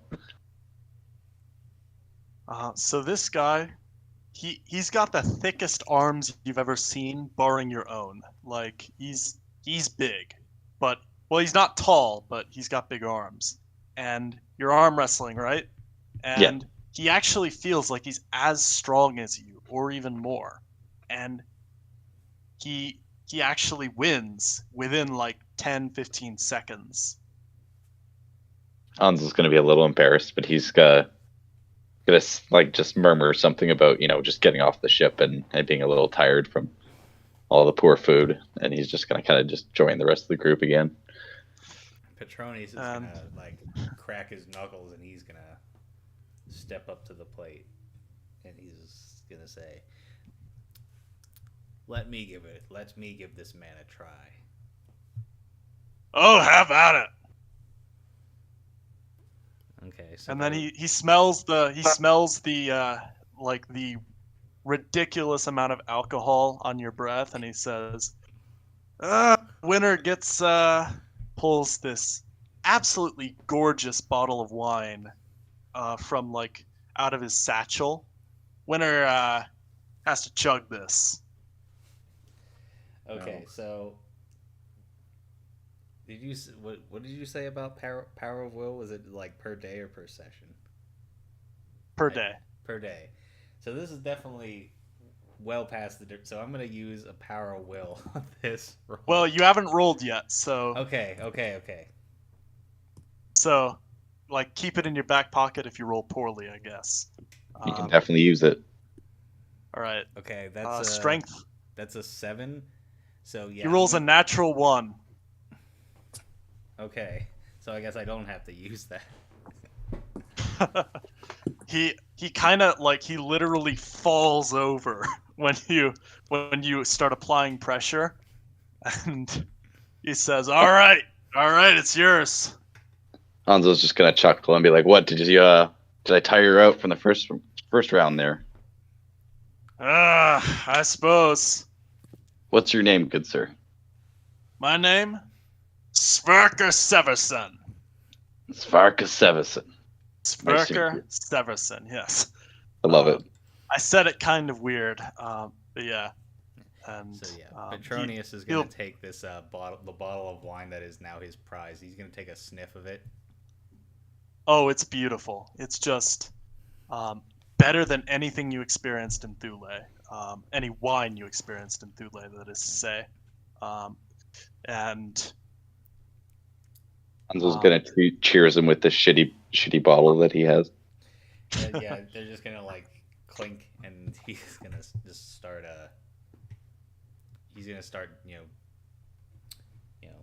drinking it. All right. Now, something Sverker neglected to tell you is that wine in the Mikhailan style has to be watered down. Like, nobody drinks it straight, not even alcoholics, because it's that strong. Like, this is, like, you know how they make wine in prison? This is like that, basically. It's very strong. And so I'm going to have you make a poison resistance roll as if this were Commission Courage. Let's see.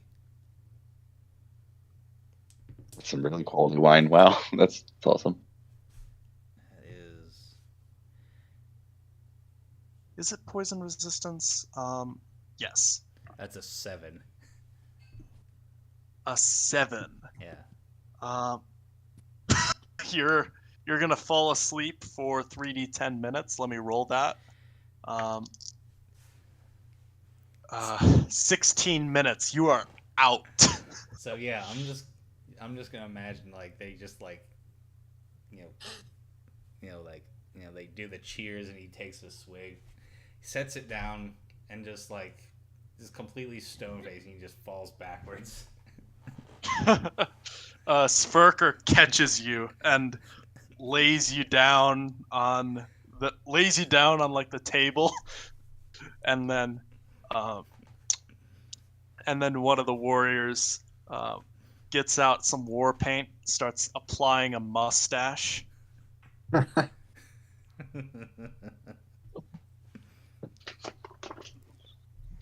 Hanzo's gonna see him pulling out the war paint and be like, that's hilarious, but I can't let you do that to my friend. I'm sorry.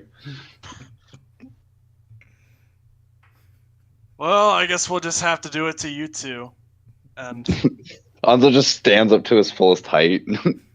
Oh, never mind. Sorry. All right. He's just gonna chuckle and then Sverker whispers something to the other guy, and the other guy, I have to get something real quick. And he goes and he comes back about a minute later with steaming water, and he puts Petronius's hand in it. Oh. No. I don't know if Hanzo's smart enough to figure this out. Can I do an intelligence test? Would that be world lore? Yeah, man. Let's go for it. Yeah, do it.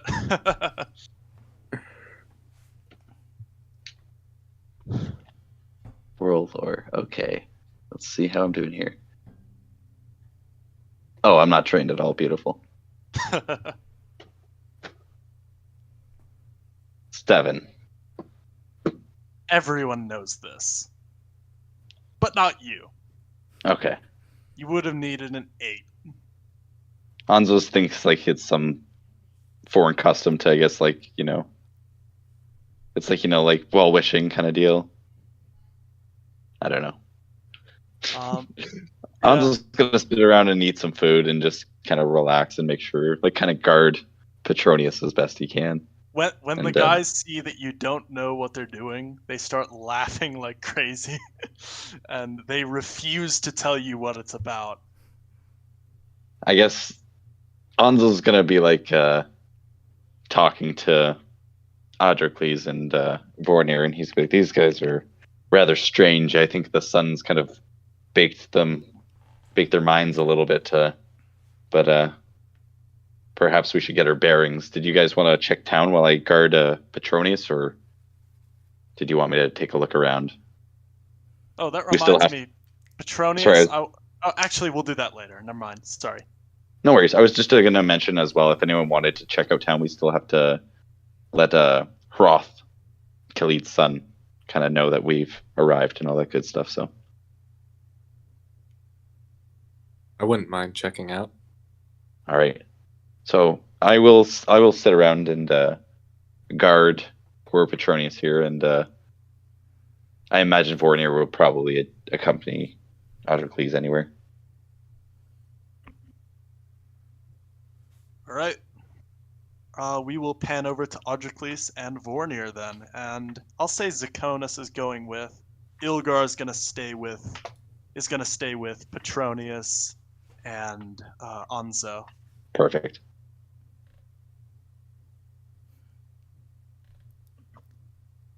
So what are you gonna?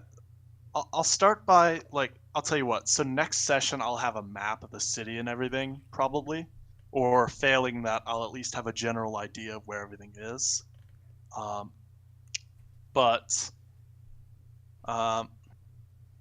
What would you like to do basically? First, I'd like to see if I can ask around or just find Hroth. All right. So, if you mention that to anyone, they'll point you towards the trade quarter, which is pretty close, and a specific part of that trade quarter, and you're able to, after probably. Oh boy, you are not able to find him today, basically. Okay. Yeah, I was thinking of waiting until the whole party's ready to do that anyway, but now that I know he's there, that's good. Yeah. You're not able to find him today, though. Yeah. So, while this is going on, Petronius, make me a Constitution check. Constitution. Well, good thing that it's a good thing that I've been funneling basically any anytime that I gain a level, I've been basically funneling that into my Constitution. But yeah, we'll see.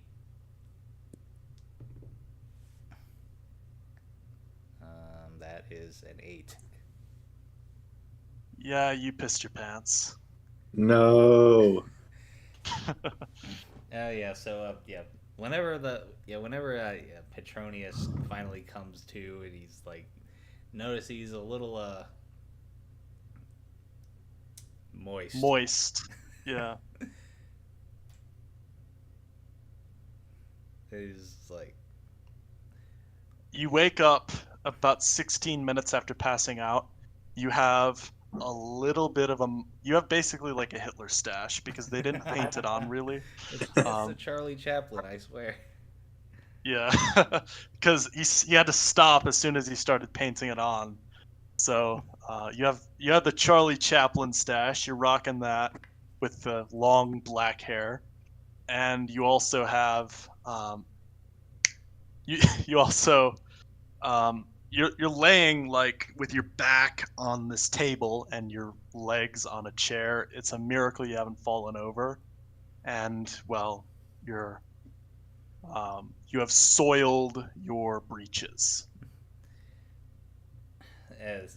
So yeah, Petronius is just gonna like slowly come to, and he's just like,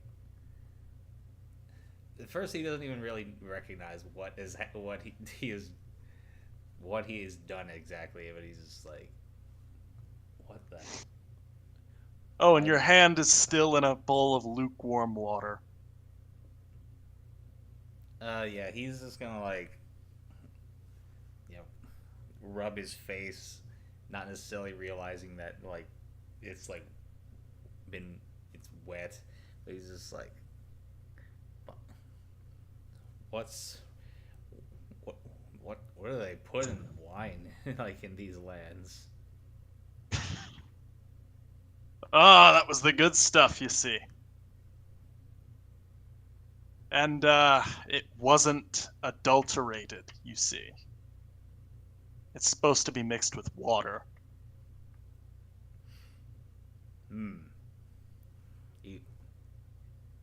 I will remember this. I will remember this for next time. Good thing that he didn't drink that other wine. Who knows what else it could have done to him.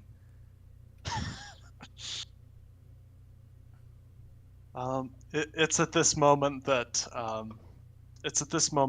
well, actually no one would be able to see this, so never mind. But yeah, you're rather disorientated, obviously. He's like, yeah, so he's just gonna kind of groggily like make his way to like he has really no interest in letting anybody knows like what he's just done, so he's just trying to like find like a bathhouse or something. Yeah, there's one nearby. It's probably the cheapest one in town. If you were, well, you wouldn't know that, but it is. And because it's right by the docks, so you're able to bathe and get back. And everyone's like, "Where you been?" It's I guess this would be more or less a believable lie, but it's just like, I've been on a ship for a month. I haven't bathed in just as long. Probably longer, actually, given that your journey involved a lot of being on ships and just sleeping in a cave and stuff. Yeah. So I mean, obviously they all know like what he did because they pulled the prank, but you know, he's just, you know, just like, you know, not admitting to it. Yeah. So you have plausible deniability, basically. Yeah. I think All right. Bonzo's probably still unaware. He's kind of been scoping these guys out, just kind of watching them quietly from afar and just sitting with Ilgar. Is there like a place that's like our like barracks or like a area that's our like a resting area for us? Or is that up to us to kind of navigate it ourselves? So once you've officially joined, there will be, but as of right now, you guys are private citizens. So, well, not even citizens, you're foreigners. Okay, so I imagine me and Ilgar probably would have looked in the immediate kind of area to see if there was anywhere to kind of lodge. But if not, Yeah. we would have waited for Petronius and for Adjocles to return. Yeah, there's hostels and places to stay. Perfect. So we would have mapped that out and kind of just waited for Petronius, and once he met up, we would kind of give him the, I guess, kind of gist of the area and figure out where we're gonna sleep tonight once Adrocles gets back. Yep. Now, so I don't have a whole lot more prepared. So worries. the question is, what would be a good stopping point? Because I was originally thinking that traveling would take longer and we would probably be getting here at the end.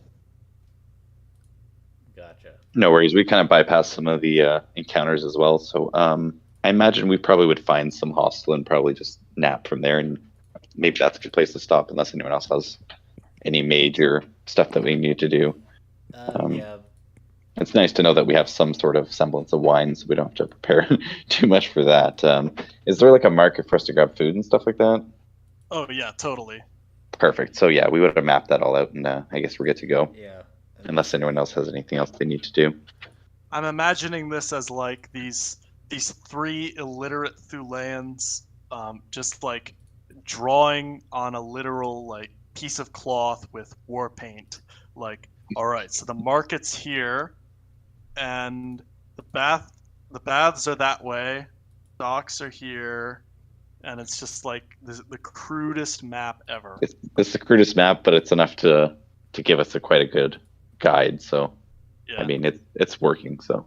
And everyone's just looking at you guys in your full armor and being like 7 feet tall, and are like, Oh yeah, we're "Who sticking are out those like guys?" 4 thumbs. Yeah.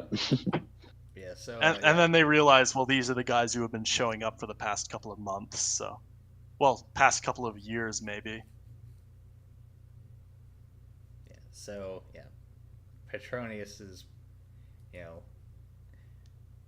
as of right now, doesn't have too much interest in exploring the town. He, really just wants to kind of bed down and heal his soiled pride. Soiled is definitely the word for that. Yes. Yeah. So, like, what kind of accommodations do we have? I'll say you guys are going to be upcharged for this on account of the fact that you are on account of the fact that you are foreigners of a clearly wealthy, well, not wealthy, but a clearly foreigners of a Yeah, we're not showing up with nothing. Yeah, you've got armor on, you're armed to the teeth. You're expected to pay your way. Yeah. So you're going to be charged for a really good lodging, probably 5 silver, for okay lodging 3, and for sleeping in the stable 1, and that's each. So 5 silver each between the 4 of us would be 20 silver, basically. I'll cover that. That's fine. Zakonis is fine sleeping in a stable, however, and he'll let you know that. Okay, good.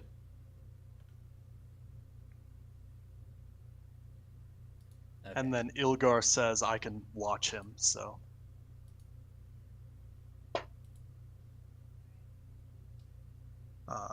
So in total, that would be 22 silver. That's fine. All right. Because they're kind of, they don't have all that much money. Like Zakonis, you looted him, and Ilgar is just an old man, so. We had a decent amount of funds from our last little payoff, so I it's worth it getting here and spending the money to do what we did. So yeah. I'm happy with that. All right. So I guess we'll end it here. Yeah. Sounds good. That was Right. Thanks for listening. All right. Thank I'm you. gonna stop the broadcast.